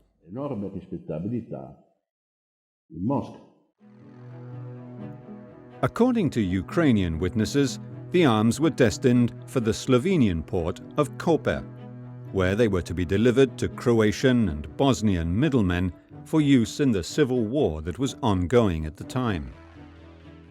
Nel corso del giudizio ordinario vennero portati dei testimoni. During the trial, Ukrainian witnesses appeared, government employed, who declared, and possibly rightly, but we did not know this beforehand, that the cargo was under surveillance. Che quel carico era stato sorvegliato. As a result of this, and of declarations made by the Ukrainian government personnel, it was discovered that the ship was not due to go via Italy. emerse che la nave assolutamente non sarebbe dovuta passare dall'Italia. So, as a result of these declarations, sworn under oath, the basis of Italian jurisdiction was eliminated. Veniva a mancare il fondamento della giurisdizione. When they were first captured, the judicial authorities ordered the arms to be destroyed, and they were taken to the super-secret NATO naval base on the Sardinian island of La Maddalena, where they were stocked, but not destroyed. Where did all these weapons from Eastern Europe sail from? Until recently, one of the most notorious arms smuggling hotspots was the Ukrainian port of Odessa, as well as its secret twins, Oktyabrsk and Mykolaiv. Perché l'Ucraina passa a... Gas pipelines that end up in Odessa pass through the Ukraine, and the oil company was interested in controlling it. Probabilmente questo interesse del passaggio aveva un costo. And obviously, having the gas go through had a cost that was paid by a paying officer and a receiving officer, and within this was a deal to sell military material. Nell'ambito di una compravendita di materiale bellico. But today, things are changing in Odessa. The unlikely new sheriff in town is Yulia Marushevska. I became known on Maidan after the video about what was happening. That was a very awful moment when first victims appeared, when snipers started shooting at people, and I wanted to tell the world about what was happening. The 26-year-old Euromaidan activist has campaigned for democracy and reform in Ukraine and now heads the customs service overseeing cargo traffic at the port. The most important smuggling, that's the smuggling of the drugs, weapons, alcohol, tobacco, like real smuggling. That's also a huge problem, and Odessa is a leader for that, for sure, because 65% of all goods that are coming to Ukraine, they're coming through Odessa. For the last year, she has had perhaps the hardest job in town, reforming port operations and rooting out corruption, which is rife. Odessa is a unique region for Ukraine, the biggest region with the 5 seaports. It's huge, full of people. It's the biggest exporter of grain, with beautiful people, beautiful land, beautiful nature, beautiful sea coast, incredible beaches, but at the same time, completely destroyed roads, no institution. Now, Odessa is the only region, actually the biggest region between Crimea, occupied by Russia, and Transnistria, occupied also, I would say, by Russia. She changed people, procedures and protocols, ushering in a new automated system for clearing goods and simplified procedures, taking away the arbitrary power of individual customs officials to demand bribes and turn a blind eye on smuggled goods. Today, the port keeps a digital track of what is going where. But the project to improve transparency has faced stiff resistance. Customs is one of the most corrupt areas. That's the place of the huge cash flow. That's a very corrupt institution. And to create this, island, this clean island in this lake of corruption, it's really important for business. And this support is always with me. But on the other hand, of course, I have people who are smugglers, who couldn't work in Odessa anymore. They just changed and went to other customs when they still can negotiate. In 2013, the Russians began sending heavy equipment to Syria on their own naval ships as well as cargo ships. And during 2015, they began buying up ships from Ukrainian and Turkish companies to convert them into transport vessels to supply their troops on the ground. Yulia still cannot see what weapons are going where because Defense, Interior and Intelligence ministries are able to bypass her authority. As soon as something is happening with weapon smuggling, then the intelligence forces, they say that it's under our control, and the customs is kind of being replaced from the process. To control the smuggling of the weapons, that's you need a high secret clearance, and that's the problem of the national and international governments. But Western governments have also been found to have supplied weapons for the Syrian conflict. US arms sold to Jordan have made their way into the hands of rebels. And the arms cache found aboard the Jadran Express was reported to have been delivered by the Italian government to the Kurdish militias fighting ISIL. The Italian government changed the law to make this trade possible, but has done nothing to track the arms' whereabouts.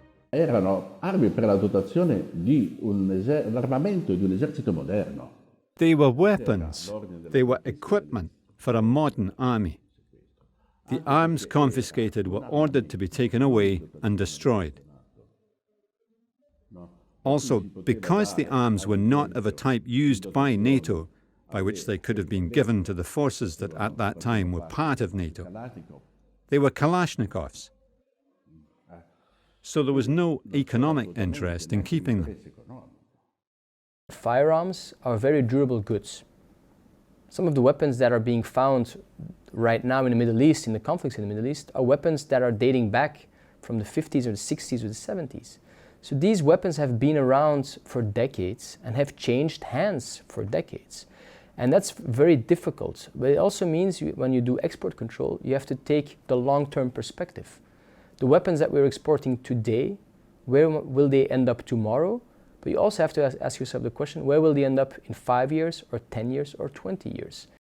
The Balkans Investigative Reporters Network and the Organised Crime and Corruption Reporting Project, NGOs supported by the European Union and, among others, the Norwegian and British foreign ministries, have investigated arms sales to Saudi Arabia. Their researchers have identified 68 cargo flights from ex-Soviet bloc countries supplying massive quantities of Soviet-designed arms to Syrian rebels, including ISIL, via apparently legal exports to Saudi Arabia and Jordan. Arms that do not equip their regular armies. Those flights are cargo planes. Aviation company is usually Ruby Star that operates and that has the history of shifting, usually weapons to difficult and problematic countries, if I can say it like that, in the past. So it's the same Ilyushin flights that they were using these days, and they are actually still using them. If you look at the weapons that Islamic State is fighting with today, a lot of the weapons are American weapons, American-made weapons. Why? Because these were weapons that were donated by the Americans to the troops of Iraq, who then lost them or sold them. Another chunk are the weapons which have been in the region for decades. Have been going from one conflict zone to another.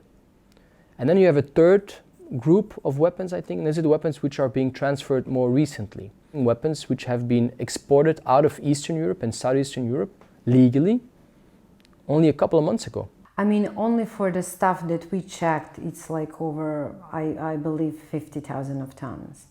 Because most of the arms are like grenades, are ammunition for mortars, mortar shells and mortars, AK-47 ammunition for them. So it's like it's a really huge amount of ammunition that it's transferred from this area to Middle East. The governments of the Czech and Slovak republics, Bulgaria, Serbia and Croatia sold old stockpiles of weapons from the Cold War, as well as more recently produced weapons, to Saudi Arabia. It has been a windfall for these cash-strapped governments. When you have a buyer who is interested in buying large amounts of weapons and you do need to get rid of it because you cannot keep it forever, and if you can earn additional money next to it, that's excellent in terms of, economic policies for all of those countries. The other difficulty is that justified? Is that legal? Is the huge question. And what justifies economic, profits when it comes to human lives? In theory, you can do risk assessments and say, well, how come somebody's suddenly buying a type of ammunition that they don't usually use, or a type of weapon system that they don't usually use? But ultimately, you have to understand this is, it's business, it's big business. And I'm not personally promoting it, I'm just trying to understand that, it's very difficult in situations where, the kind of armament industry is a big employer in a certain country, and it's, kind of faltering. It's kind of a social problem that you got to tell them, well, don't sell this to Saudi, don't open up a new market, especially when you have some of the big powers actually selling significant quantities there. Serbia is not the largest nor producer nor the exporter of the arms in the region. Croatia is. Other countries in Central Europe are also bigger than Serbia. What makes Serbia important is actually that it became the hub for the flights, actually for the main place from, picking up different sorts of weapons from different countries and then shifting it to Middle East and Turkey. Belgrade Airport became a place where most of those guns are piled, then airlift to Turkey or to Jordan or to Saudi Arabia most commonly. There is a gray area somewhere. If you look at end user certificates, etc., it's a gray area. I mean, ultimately the system could be tighter on that side. But it also takes capacity, right? So sometimes you have to be also very, very realistic about how it works. The US have very strong capacity on post-export controls. And they're very, very keen on ensuring that there is no diversion. So, they will go back and control, but they also have a very extensive network of, embassies that they can call on. If you have a small country like Montenegro, which altogether I think has about less than 30 embassies worldwide, and they sell somewhere where they don't, I mean, their ability to actually control where it went is much reduced, What they usually have is, and what all of those officials claim that they have, is end user certificates. And they claim it's enough. Well, in fact, the document itself shouldn't be enough, and it's not enough in terms of breaking different type of laws. They are obliged to follow 3 types of law: national law, EU law, and ATT, Arms Trade and Treaty. And what they usually do is that they own end user certificate, but they don't provide any additional information. They did good enough, background check of the buyers. Of course, the former Soviet bloc countries are not the only ones to supply weapons to potential areas of conflict. Belgium is a relatively small arms exporter from European perspective because we don't have a large defense industry. But when you look specifically at firearms and ammunition, we're top 3 in Europe. You have Germany, you have Austria, and you have Belgium. To a lesser extent also Italy. But when you look specifically at arms export of firearms and ammunition to the Middle East, Belgium is number 1 in Europe, and it has been number 1 for years. So what I'm very keen actually to stress here is we need to be a bit fairer to the countries in the Balkans. There's small players on that market. I think they got a lot of bad press recently, which doesn't mean that, they should have, generally I think we advocate, smaller sales of arms, etc. But I think we just need to be fair to them and understand that, it's a competitive environment. And it's one where when you have a big legitimate buyer, it's a big, serious state. It's not a failing state. It's not, it's not a state that has an internal, conflict, etc. Then it's very difficult to make that argument you shouldn't sell. Belgium's light arms company, FN Herstal, actually sold a batch of 200 rifles to Muammar Gaddafi in 2011. What happened to these and the millions of other Libyan weapons is a source of concern. What we've seen after the fall of Gaddafi is that many of these firearms ended up in the hands of all kinds of non-state actors. And we've seen that these weapons have been used across Libya, but also in other parts of North Africa. Some of these weapons might have even ended up in Palestine. So we're seeing a proliferation of small arms in North Africa, partly as a result of the collapse of Gaddafi's reign. Not just Belgian arms, but European arms. And these weapons are spreading to the south of the continent, but there's also fear in Europe that these weapons might actually end up going north, across the Mediterranean and into the hands of criminals or even terrorists in the streets of Brussels, Paris, Amsterdam, and so on. States still employ private defense and security contractors and arms dealers as middlemen, however. There are middlemen, actually. There are companies that are dealing with that. From Serbia, it's usually CPR Impacts is one of the companies that is dealing with those sorts of trade, I would say.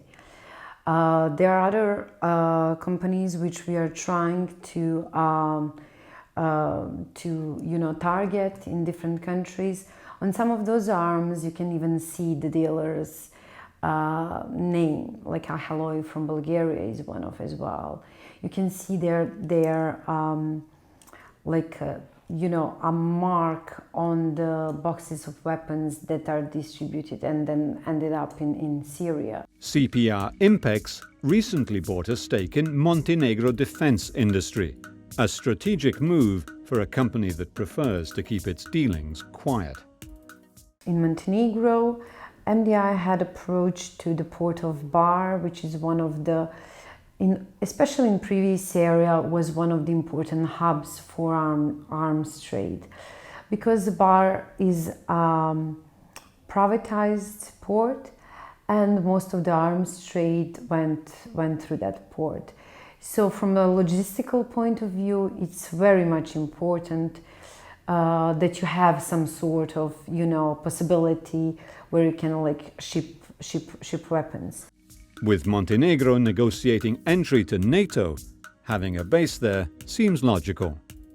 CPR Impacts weren't able to sell weapons through Serbia that easily, and Montenegro actually opened a whole new chapter for them. So it's a good business move.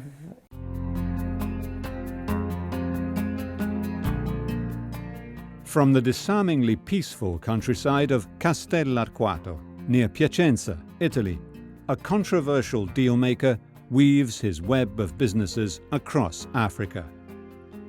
He has been described as the Lord of War and accused of attempting to sell 500,000 Kalashnikovs to Libya in 2005.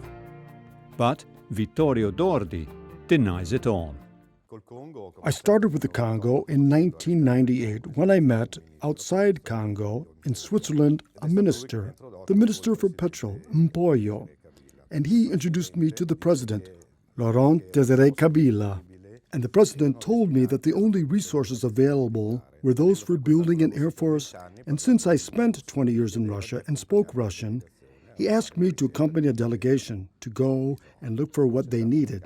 I accepted the job, for which I have an official letter of engagement written by the ministry, and I was given a diplomatic passport for this job, and that's how I got into this field. Tutto si svolgeva praticamente all'estero.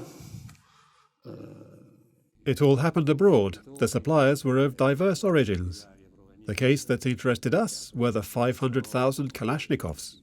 Chinese-made Kalashnikovs, let's say, imitations.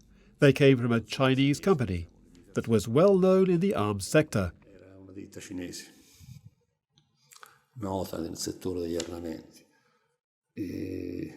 Destinazione, in questo caso, la Libia. Their destination was Libya in this case. Then there were the beginnings of a deal with Iraq for the same material, AK-47 Kalashnikov-type weapons, and massive ammunition supplies. Mitragliatori tipo Kalashnikov e munizionamento anche ingenti. The first intercepted call that tipped off investigators was made in a city close to Perugia, where a small-time drugs dealer mentioned Dordi's name while discussing an arms deal in Libya. Dordi himself went to Libya to meet the potential buyer. The case was assigned to prosecutor Dario Razzi. E caso volle che questo soggetto dedito allo spaccio locale era. By chance, this person who operated in local drug peddling was a small player in a gang that dealt with other things, and he had a lowly role. Di manovalanza. Uno di questi appunto quello di recarsi. One of his jobs was to go to Libya for reasons that were unclear. So we ordered a check on his luggage after the check-in, and we found all kinds of weapons catalogues. Relative, diciamo, ad armi. These people who had been working in Libya for some time were looking for weapons, and they called me when I was in the Congo. They called me several times saying, "You work with Russia, give us a hand." And it is clear from the phone calls and from the transcriptions that I say, no, I am not interested. It's not something I am able to do. In any case, I represent a company that makes aircraft and helicopters. I know absolutely nothing about the Kalashnikovs. Prosecutors claim Vittorio Dordi is one of Italy's biggest arms traffickers, owning an arms dealership in Cyprus that represents warplane and helicopter manufacturers. His experience in working with the arms industry and sub-Saharan governments sheds light on who monitors what is really happening behind the scenes. I went to speak with the CIA. Basically what happened, the CIA said to me, "Do you have time to waste? We're talking about a country that released an end-user certificate for 5 guns and they were sent. What do you want to do? Nothing. If they really want to buy 500,000 guns, then call us and we'll intervene." This is the first time an arms smuggling case has brought about convictions in Italy, with 2 of the dealers handed a 2-year suspended jail sentence, and Dordi himself being found guilty by the court of first instance, although he has appealed and is awaiting the final judgment. This business of the Kalashnikovs, they were speaking of 1 million Kalashnikovs at the beginning. It's unrealistic because the Chinese factory, the largest is Norinco, would have taken 5 years to make them without satisfying their other clients. So it's an unrealistic number of guns. It's as though Mercedes makes 500,000 cars a year, and I go and ask them, as a private individual, for 2.5 million cars. Mercedes would say, "Sorry, but you have some problem." MiG-25P. Fighter jets, MiG-25B models are available. These are contacts that never turned into anything. It's just to say that there was everything except for nuclear weapons. Poi sono emersi che. It came out that one of them has a minority stake in a company whose main shareholder was the main Russian aircraft producer. In cui il socio dominante era la principale industria russa di aviazione. At that time, the Democratic Republic of the Congo was not under embargo, so was free to acquire whatever it wanted. And we created this Air Force, a small Air Force, typical of an African country, and I entered this sector by chance and became the sales representative for the Georgian company that produces the Sukhoi 25. The weighty indictment against Vittorio Dordi contains transcripts of telephone conversations between him and the original instigators of the deal. There are 5 telephone calls. In all the questionings of the others involved, they declared that I had nothing to do with this, that they did everything without me.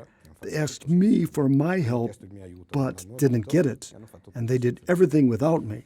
The result is that after 8 years, I'm still waiting.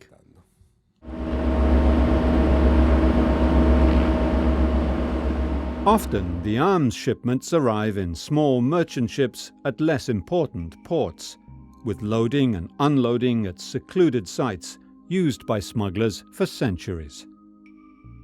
The Haddad 1 was stopped close to Crete. Aboard were 5,000 pump-action shotguns, 500,000 9mm rounds of ammunition, and 46,000 cigarettes. Greek authorities believe it was bound for Misrata, which at the time was under the control of Libyan Dawn. The ship's last port of call was Iskenderun, Turkey, 50 kilometers from the Syrian border. The ship was later released after the intervention of the Turkish government, claiming that although Haddad I was bound for Libya, the guns were for Sudan. The role of Turkey in arms manufacturing and export on the very frontiers of Europe is controversial. In November 2015, another cargo of Turkish-made Winchester pump guns was intercepted in the port of Trieste with incomplete paperwork. The weapons were destined for Belgium and the Netherlands. Dozens of ferries and cargo ships enter the port of Trieste every week, but monitoring what they carry is tough. Customs and port authorities rely on a formula that triggers checks on potentially high-risk vessels. Even the Italian government often turns a blind eye or even promotes the sale of weapons to countries under embargo. In 2001, a country like Libya under embargo wants to buy patrol boats, but the Italian company that makes them can't sell them because they can't get an end-user certificate. So the government passes a decree that lasts 6 months that says that the end-user certificate is no longer necessary, so they are sold via an offshore company and reach their destination without an end-user certificate. The most widely trafficked weapon the world over is the AK-47, the Kalashnikov. It was invented by Igor Kalashnikov when he was wounded at the end of World War II. It is neither the most accurate nor the lightest of all weapons, but it is robust and can be broken down into a dozen pieces that are easily cleaned and smuggled. If you look at our neighborhood today, we can say that North Africa has a serious problem of proliferation of firearms. The Middle East, with all the conflicts going on there, it's very clear that there's a lot of weapons out there. And when you look at the eastern border, you see the Ukraine, with a lot of an incredible proliferation of firearms. Now, at the moment, we don't see a lot of evidence of these weapons ending up back in the streets here in Western Europe. But if we don't pay attention, if we don't take the necessary measures to prevent this, we might end up with a problem that's much bigger than the problem we have with the Balkans today. In fact, the whole of Eastern and Southeastern Europe is awash with AK-47s and their local derivatives. In terms of the illicit trafficking, the dangers for Western Europe is the proximity to this area, which is still a relatively recent post-conflict area, and these are remnants of war. So the danger is the nature of the trafficking. So this kind of micro trafficking that's happening currently, the porous nature of the borders, the fact that the EU borders have moved closer into the Balkans. And then it's actually really a simple supply and demand problem. You have supply on this side, people willing to sell, and you have definitely an increased demand within Western Europe for firearms, both in terms of organized crime, but also terrorism, as we've seen. Supply and demand are meeting each other, and this is where it gets interesting, because the perpetrators of these terrorist attacks are often linked to the criminal underworld. These were people that were often convicted for criminal violence, drugs trafficking, and so on. They spent time in prison, often radicalized in prison, and then used their criminal skills to acquire firearms that are very suitable for terrorist activities. While a Kalashnikov might cost €250 in Belgrade, it can be sold for €2,000 in a European city such as Brussels, where the firearms industry enjoys a long tradition, going back centuries. Concerns are growing that these weapons are increasingly being used for terrorism and organized crime. One of the things also to look into, if you want to look at, especially the European market internally, right, is the demand side, and I think that hasn't been looked into enough. There's always this pressure on, okay, the supply is coming, but the supply wouldn't be coming if somebody wasn't buying it. Gare du Midi, Belgium, is one of the places where gangsters and jihadists used to be able to buy weapons. The market for small arms and light weapons is estimated conservatively at $1 billion annually, with black markets adding another $200 million to the pot. One thing that we've noticed and one thing that we've targeted recently, and actually this method started in Africa, is targeting what we call the super facilitators. These are people that can do various amounts of illegal activity, from arms sales to narcotic sales to human smuggling. They have their hands in all sorts of different crimes. DEA, along with our counterparts, have started to target these organizations, and by targeting the organizations, not only are we disrupting drug trafficking organizations, we're disrupting terrorist organizations that are operating pretty much with impunity all over the world. The rise of West African organized crime, trafficking drugs, arms and people, operating alongside the terrorist organization Boko Haram, has added a new danger to Europe's streets, a new level of despair and instability in Africa. They are fighting in Nigeria also to ask me to do what is not under my religion, because I'm a Christian. I have a problem because my father is a politician, and he got himself into one mess or the other because of politics. So my family, generally, no one is at home now, and my father is dead because of the same issue. La population voulait manifester, eh bien, ils ont arrêté la population de ne pas à se manifester. Et ces jours-là, ils ont commencé porte à porte, ils ont fait, il y avait des morts et plusieurs blessures. Et ils m'ont poursuivi, ils m'ont même tiré, j'ai su le balle. Ouais. People tend to see arms export to the Middle East as not connected to the illegal market here in Europe, but they are. As long as we keep exporting massive amounts of these weapons into the Middle East, and some of these weapons end up in the hands of all kinds of non-state actors, we have the risk that these weapons will eventually end up in our own streets. And this is where it gets interesting. And this is something that's not made. Arms export control is seen as foreign policy. Fighting the illicit gun market is seen as an interior policy. And I think we need to go beyond that. If we want to avoid the Balkan scenario in a much worse situation, we need to start connecting internal security and external security. One of the documents that we found from our sources is directly in written saying that this can affect Serbia in many levels, and that's the important bit. From one side, yes, you're providing profit, but from the other side, you're endangering your position in EU, which is one of the first Serbian priorities. You're endangering both of your position with EU actually and Russia, because in this wartime thing, Russia is on the other side, it's on Assad's side, and the weapons that Serbia is selling goes strictly to the hands of rebels. So you're actually putting Serbia in both ways, like, you know, it's not safe. Ruthless arms suppliers who thrive in the grey area of a technically legal but morally dubious arms trade are fueling military violence across the Mediterranean, where the undetected passage of lethal cargo puts Europe's citizens at risk every day. The smuggling routes across the sea between secluded ports where illicit goods, including arms, are trafficked, are today being overshadowed by state-sponsored deliveries of arms and ammunition. Millions of refugees from these proxy wars, fueled by the arms trade, are making the desperate journey to Europe.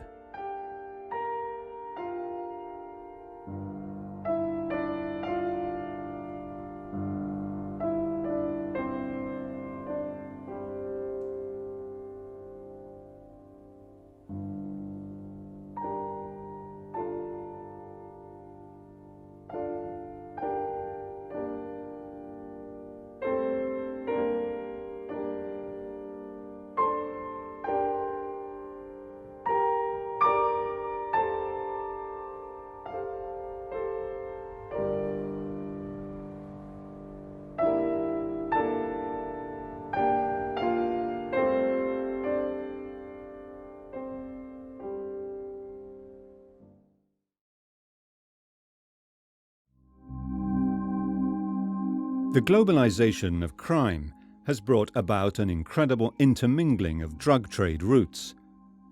Instability due to the failed war in Afghanistan has led to a 300% increase in the quantity of heroin hitting the European market.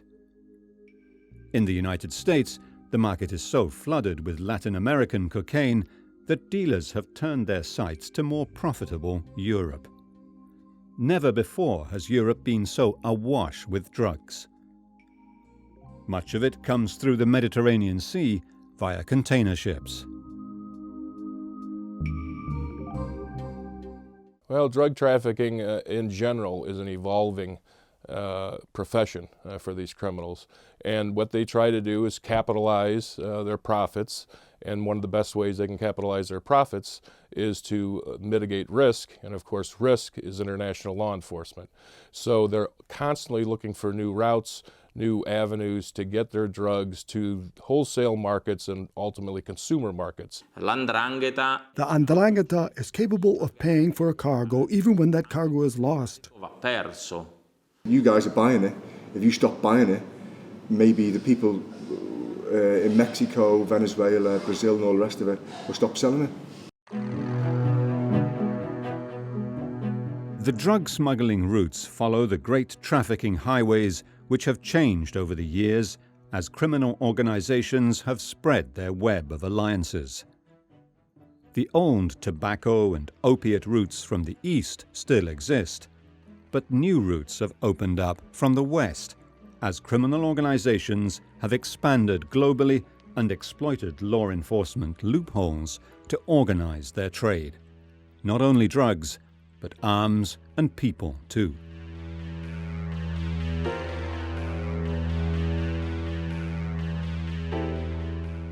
Italy has been at the forefront of Europe's battle against drug smuggling ever since Palermo in the 1980s became the capital of Europe's heroin production under the umbrella of the Cosa Nostra crime syndicate. The business was so profitable that soon other criminal organizations, the Camorra in Naples and the Sacra Corona Unita in Bari, also began using their ports to move drugs. Eventually, though, cocaine and the 'ndrangheta would supersede all the others.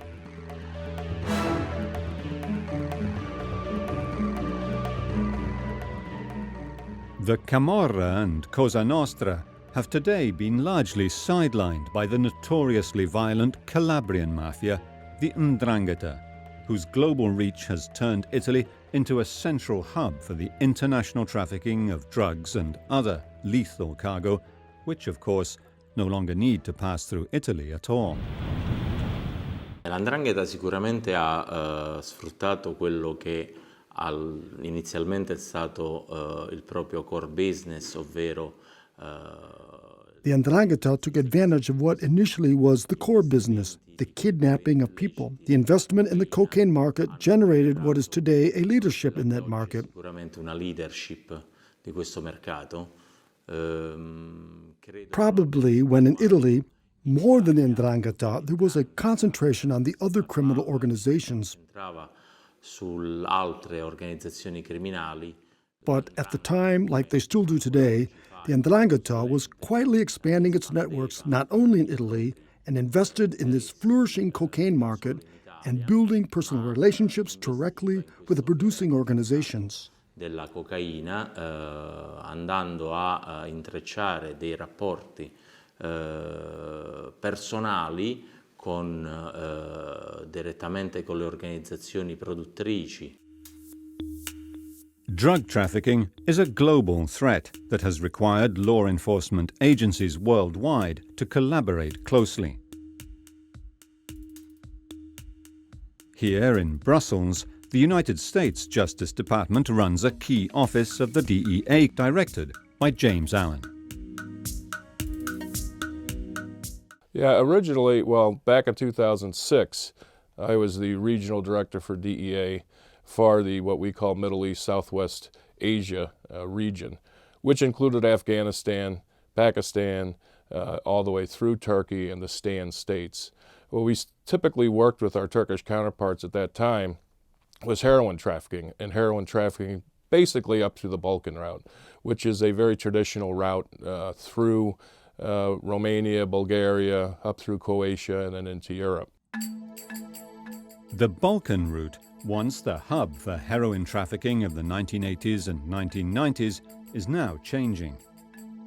Once the Albanian gangs used the migrant crisis of the 1990s to get their wares into Italy, and from there to the big centers of Naples and Palermo. Heroin was sent from Europe to the USA. It was the time of the great mafia trials and the first contacts between the Colombian cartels and Italian organized crime. What we've seen as we worked these massive organizations, mostly Albanian and Turkish, where they were not only using the Balkan route, but they were starting to use what we call the northern route, which is through the stands and then into Russia and then trickling down into Europe, and also what we call the southern route, which is going down through Pakistan, across the Makran coast into East Africa, across to West Africa, and then up through Europe and sometimes the United States. Smuggling in and out of Eastern Europe and the Balkans is still small scale, however, compared to the massive growth in the cocaine market. Cocaine is trafficked to Europe mostly by sea, often in container shipments. Colombia remains the main source of the cocaine found in Europe, but direct shipments to Europe from Peru and Bolivia without ever having passed through North America are becoming increasingly common. In fact, smugglers are increasingly using the hundreds of ports of the Mediterranean to smuggle vast quantities of cocaine into Europe. London is one of Europe's lucrative markets. The cocaine trade in the UK began 20 years ago. And the first 1,000 kilo load, which was smuggled into Europe and smuggled in by a British crime group from Liverpool, they brought it in through Amsterdam, and they did that by flying over to Venezuela, making contacts with Venezuelan drug dealers. Then they came back to, and the drug dealer said to him, we will give you 1,000 kilos on tick, on credit, if you can get the transport from Venezuela to Europe. So they flew back, they bought a boat. They'd never sailed a boat in their lives. They sailed it to Cape Verde on a test run. They thought, yeah, we can do this. They sailed it to Caracas, or port in Venezuela. They picked up the gear, and then they sailed it right into Amsterdam. And that was the first 1,000 kilo load, which that crime group ever did. Lots of other people in Liverpool watching this, and they thought, well, if they can do it, we can do it. So they all moved over to Amsterdam, and they did it themselves. There are several ways cocaine enters the European market. Some big hauls have been uncovered in containers coming directly from South America, while others have been transported by mothership to the European or West African coast before being transferred to smaller vessels. Some cocaine is left as payment to West Africans for their assistance, which they then move on their own behalf, sometimes even by commercial air couriers. Gangs from Nigeria, who rely on a global web of Nigerian communities to ply their deadly trade, have found yet another way to take advantage of some of the most marginalized Africans who are caught up in the migrant crisis. The sheer size of Africa and the lack of any form of transnational policing makes drug trafficking nearly impossible to track. The world's leaders in drug smuggling, however, are Italian. Today, the largest criminal organization in Europe is the loose affiliation of Calabrian gangs and clans known as the 'Ndrangheta. The Italian finance police in Catanzaro is on the front line combating their terrifying power. Qualunque organizzazione criminale fa del lucro, del guadagno, la propria ragion d'essere. Every criminal organization exists to make a profit. Le organizzazioni criminali di arrestare I partecipi alle stesse, di sequestrare I carichi. Apart from destroying the criminal organization, arresting those participating and confiscating the cargoes of cocaine are not, I'd like to underline, are not the first objective. Our first objective is to build a picture of the criminal clan, identify its members, understand the roles, document its structure, and offer the judicial authorities enough investigative material to use in the trial as undeniable evidence, so as to deliver these criminals to justice once and for all. Di dibattimento delle prove incontrovertibili al fine di assicurare alla giustizia in modo definitivo questi criminali. The illegal drug market in Europe is worth 24 billion euros a year. These outlawed substances are consumed by millions of Europeans, and as their cost decreases, the market base widens. Cocaine is Europe's most widely used illegal stimulant, with an estimated 3.6 million people over the age of 15 having sniffed, snorted, or injected it in the last year. It is second in seizures, behind only cannabis. Cocaine is trafficked to Europe via both air and sea. The 'Ndrangheta has gained control not only of the supply side of the market, but also the places of import. Using the high seas to smuggle people, waste, arms and drugs is a serious threat to international trade and regional stability, as over 90% of global trade is carried out by sea. The rip-on, rip-off method, which involves putting the illegal goods into the container and then taking them out once it arrives in port, substituting the shipper's seals, is increasingly preferred to traditional concealment. It is perfect for ports where corruption is rife. The Italian 'Ndrangheta has a man in every one of them. Ancora oggi possiamo tranquillamente dire come l''Ndrangheta non solo sia egemone e utilizzi i porti. Still today, we can easily say that the 'Ndrangheta is not only using the Italian ports with commercial routes from those countries, but also using commercial routes that involve American cargoes arriving in Northern Europe. In porti, per esempio del Nord Europa, parliamo di Rotterdam. Like Rotterdam, Germany and Holland, and then transporting the drugs by truck to the national markets.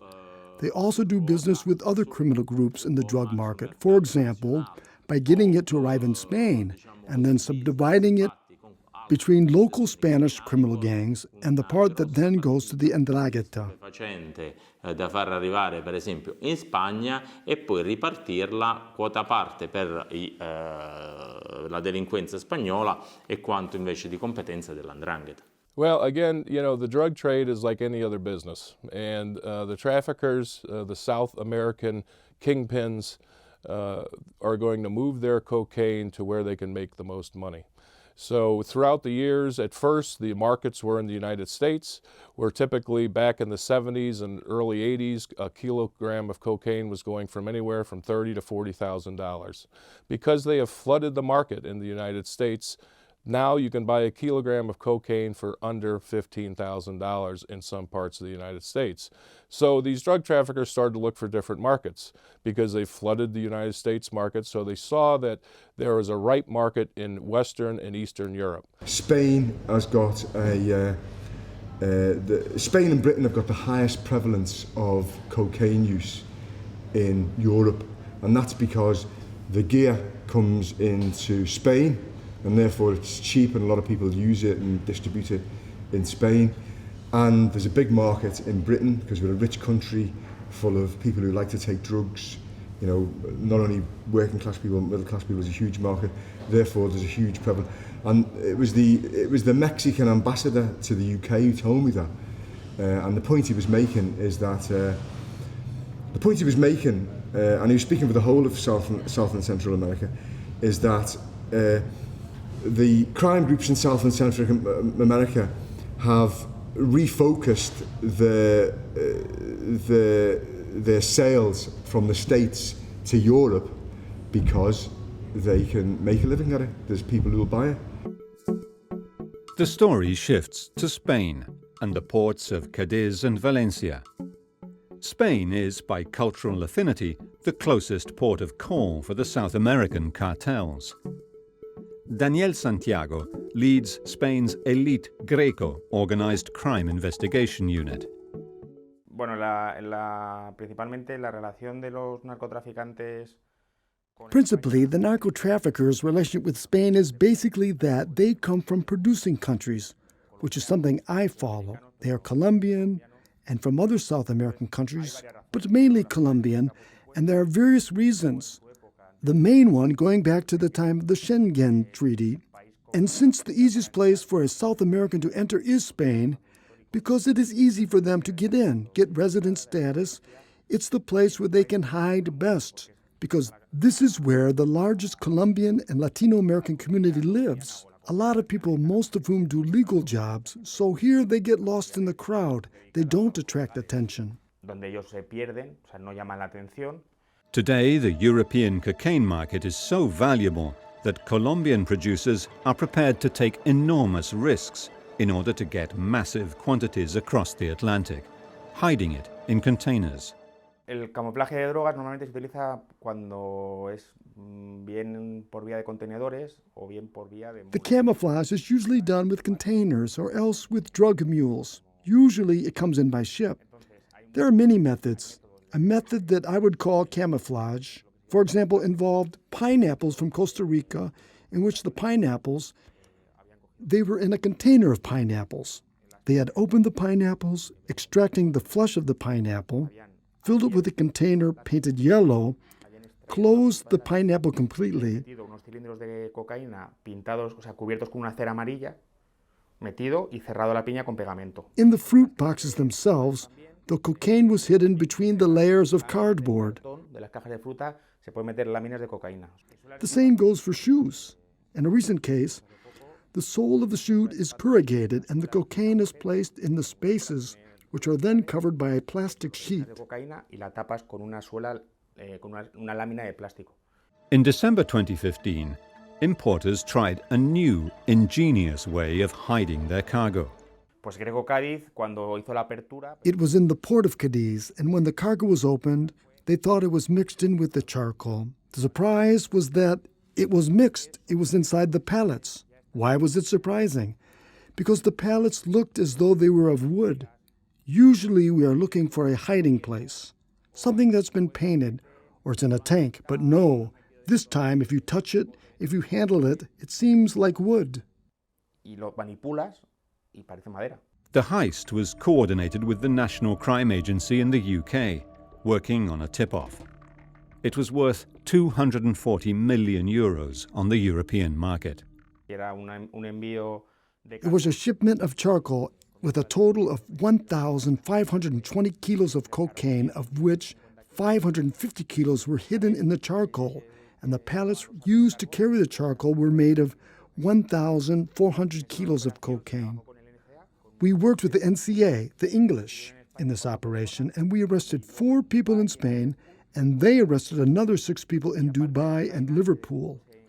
We also found a very large laboratory to be used to extract the cocaine from the pallets. They will own or have control of a huge container ship or part of that ship. That's how much pull they've got. And they will, several groups will invest in a big load, maybe 1,000, 2,000, 3,000 kilo loads of cocaine, cannabis, heroin, even though this may be coming from South America. And then they will bring it over and they will beach it in Spain, either directly into a port or they will, off coast, they will bring it in on smaller vessels. We have seen a dramatic increase in the amount of cocaine seizures that are occurring in the ports throughout Europe, specifically Spain, Italy, Holland, where before we were seeing multi-hundred kilogram seizures. Now we're seeing multi-ton seizures on a regular basis. Now that's twofold. The reason's twofold. One, there's a good market here. And secondly, there is a glut of cocaine available in South America. So they're literally flooding Europe as they did the United States back in the 90s. Traditionally, Spain has been a haven for criminals.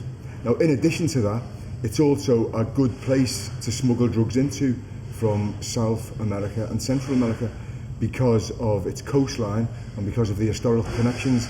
So criminals who based themselves there became very good drug dealers, and they were able to beach drugs in Spain and then transport it back to Liverpool or London for distribution. The drugs were destined for the UK market via ports in the Netherlands.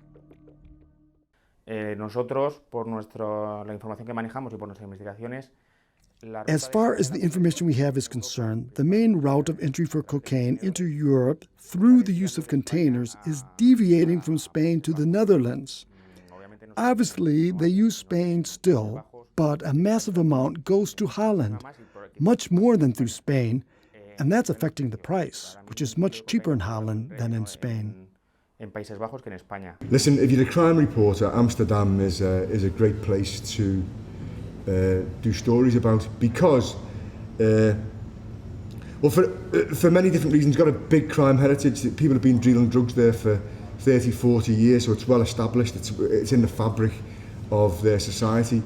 There are lots of crime groups from all over the world. You know, you get Vietnamese, you get Croatian, you get Yugoslavs, Russians, you get lots and lots of British gangsters, and according to the National Crime Police in Holland, they effectively run Amsterdam. Isn't that they're the senior crime group who people deal with? Actually identifying the ships that are worth intercepting is a nightmare for the overstretched police forces of Europe. Most of the ships are targeted based on a points system that analyzes risk based on who owns the vessels and their port of call history. 1,800 ships follow this route. Sailing boats, container ships, fishing vessels. It's a very busy route. If we were talking about cars, you ask, why not set up a roadblock? Where do you set up a roadblock? And what car would you stop? I'd stop an old car with 4 strange people aboard. I'd stop it. But you're in a place where 1,000 cars go by and you can't stop all of them. The ships at risk of carrying cocaine are identified as those with African crews, or older ships on their last voyage, or ships that stop off in suspect ports. Normally, there are 2 types of boats carrying cocaine, and we're talking boats, not container ships. They are sailboats or fishing boats.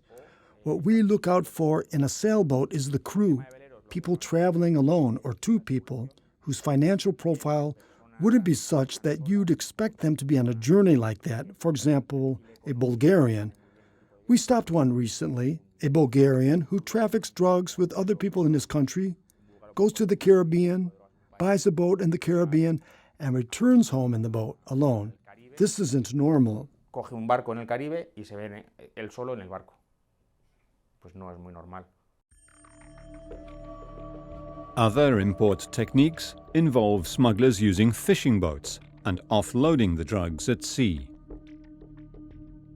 Respecto al tema de pesqueros, es una ruta que ha bajado un poco, ya no es tan común como antes. Talking about fishing boats, it's a technique that is less used now but was common earlier, and we identify them more or less by their profiles.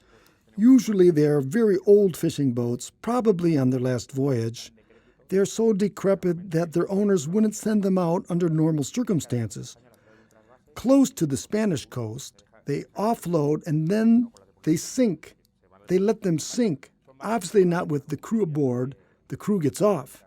They buy these boats because it's their last voyage from South America to Spain or Europe, and the crews usually come from over there, from poor countries, Venezuela or the Caribbean, or they are mixed crews that include Africans, Europeans, and the South Americans. Apart from the massive cargoes sent to supply the growing demand for cocaine in Europe, there are also smaller quantities being shipped using simple methods.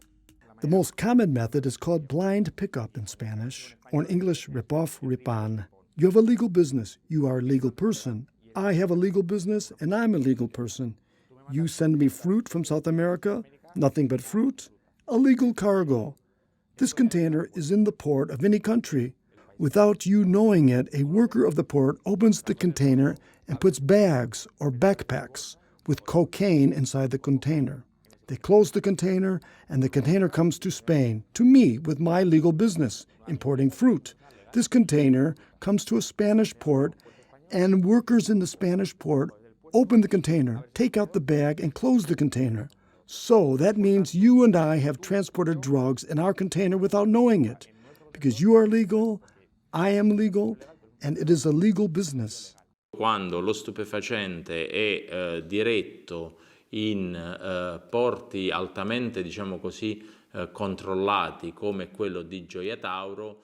When the drugs are headed to highly controlled ports, like that of Gioia Tauro, we often come across a great capacity of the criminals to hide the cargo. Grande capacità delle consorterie criminali di celare i carichi. È vero che molte indagini hanno dimostrato come spesso It's true that many investigations have shown how they can count on unfaithful workers inside the port structure that guarantee that they will recover the cargo. Ovviamente il recupero dei carichi. It is no longer only the South American cartels that are importing cocaine. In 2016, a drug smuggling ring based in Chechnya was broken up in Spain. La operación Draco-Grozda se centraba sobre un grupo de nacionales chechenos. We concentrated on a group of Chechen origin that was led by an ex-member of the Chechen Special Forces, and it was subdivided into groups or cells of not more than 2 or 3 people, each of which had a specific task within the group. The special trait this criminal gang presented was the distribution of tasks, making it resemble an almost military organization, so that one member of the cell did not know exactly what the others were doing. In September 2016, the police of Valencia again found a half-ton cargo of cocaine and 150 kilos of marijuana in an apartment rented by the gang. They also discovered a laboratory where the cocaine could be processed and subdivided into saleable units.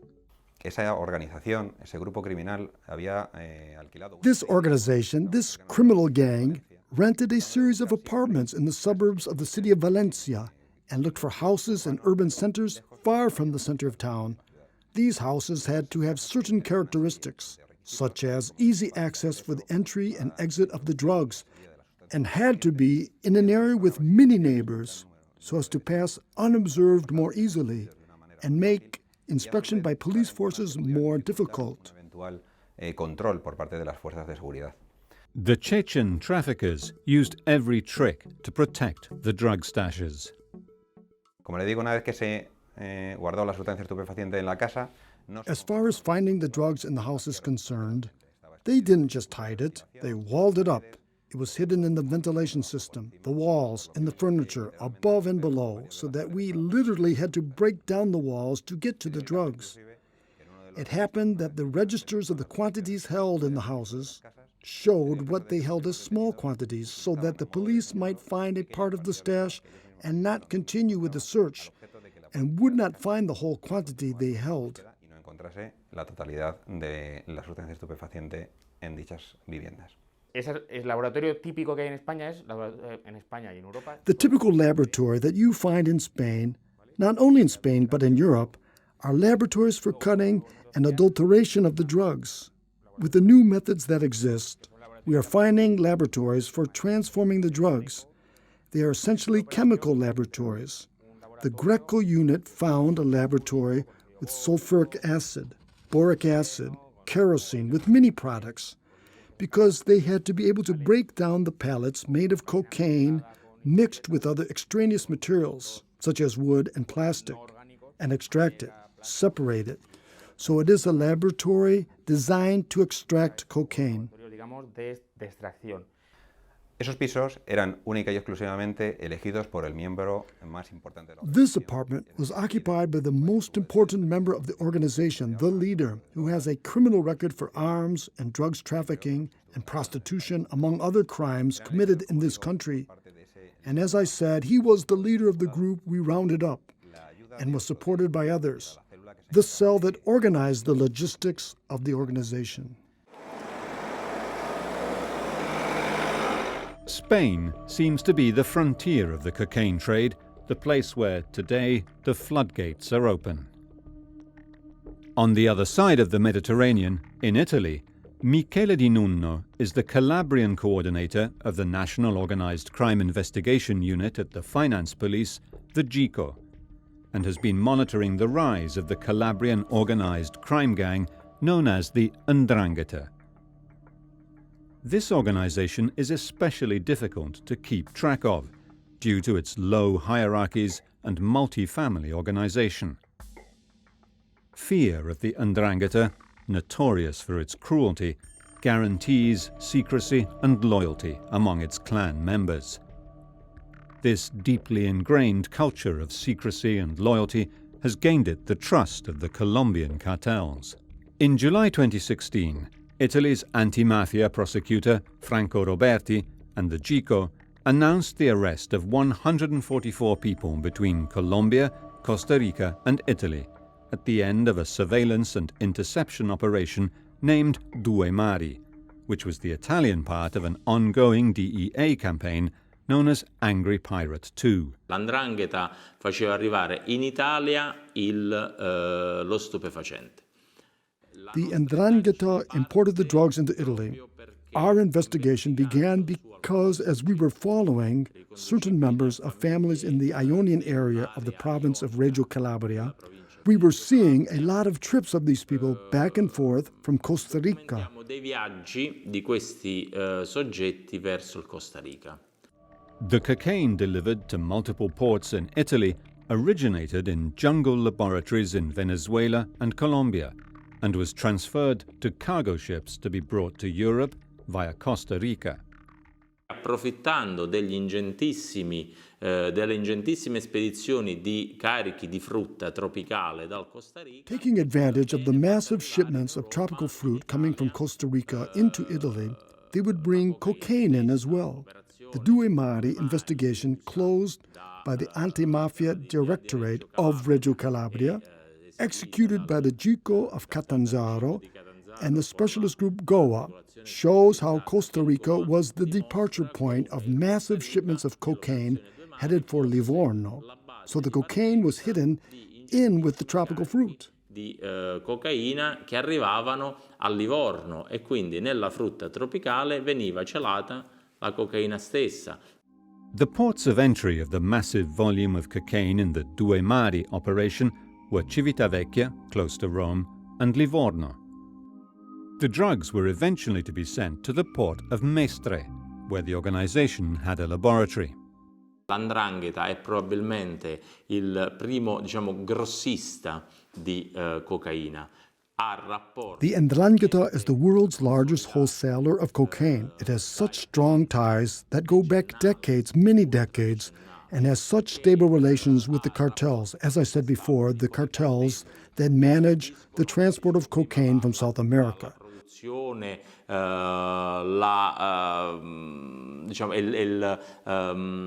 L'invio dal Sud America della cocaina. Such as to be identified as the foremost criminal organization in this area, and has such good relations and offers such guarantees as not to have competitors.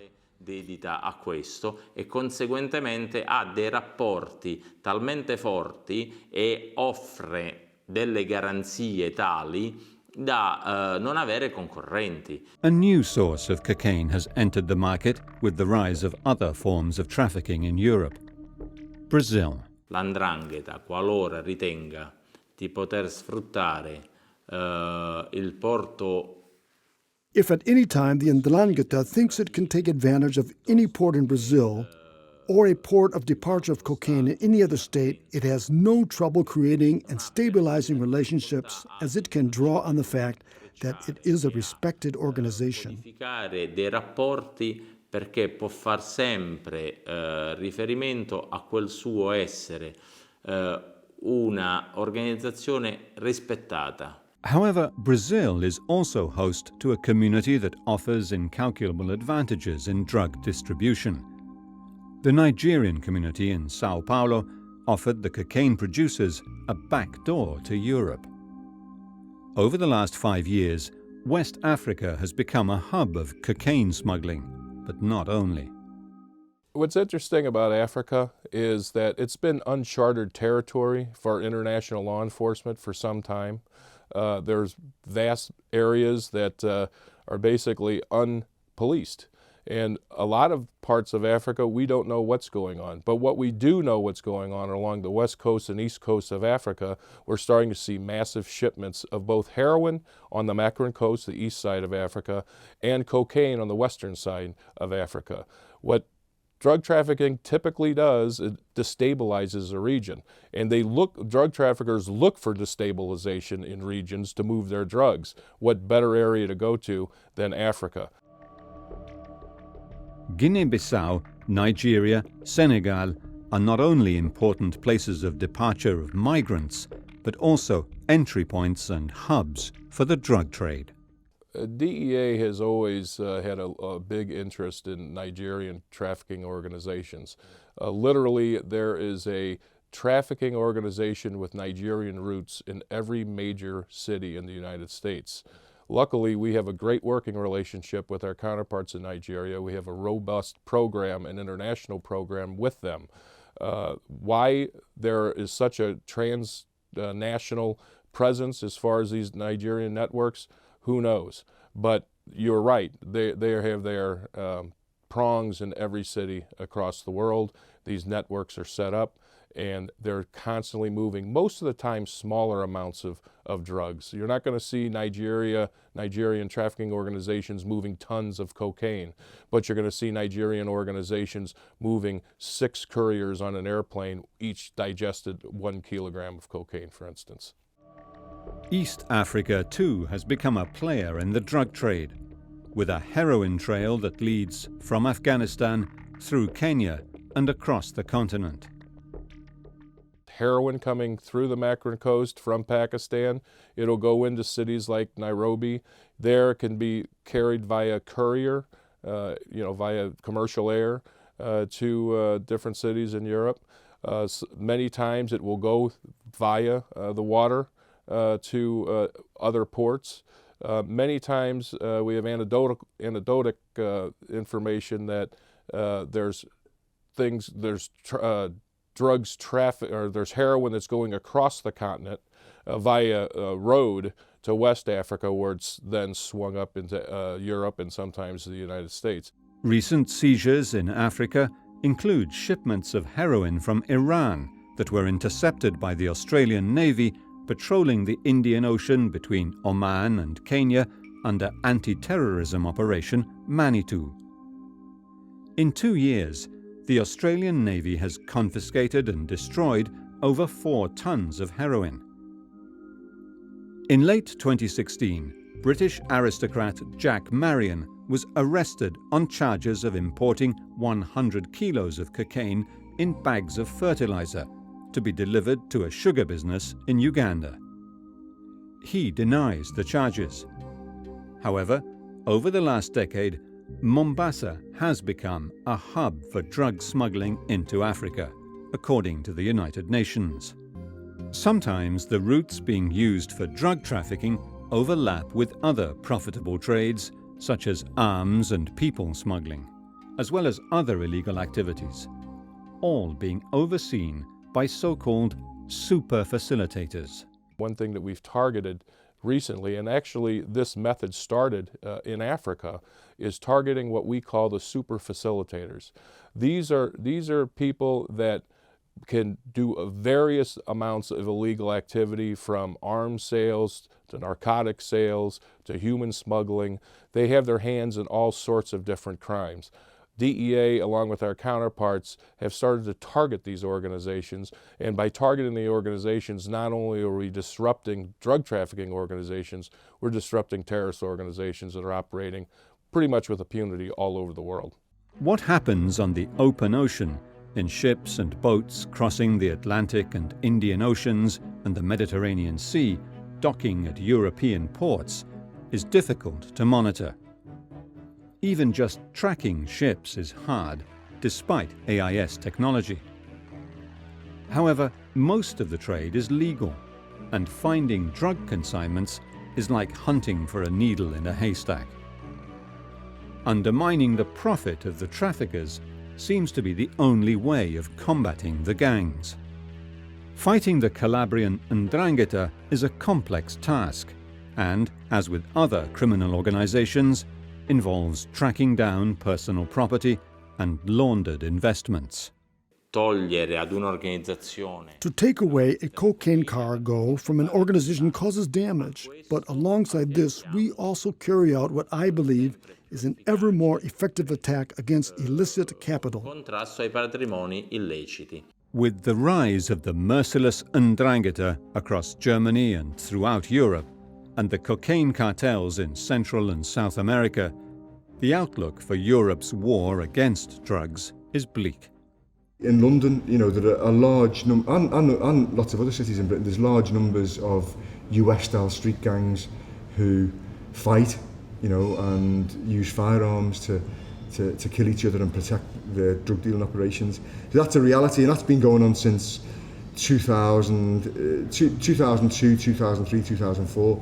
So we're kind of a decade or more on from that. But we haven't reached the levels of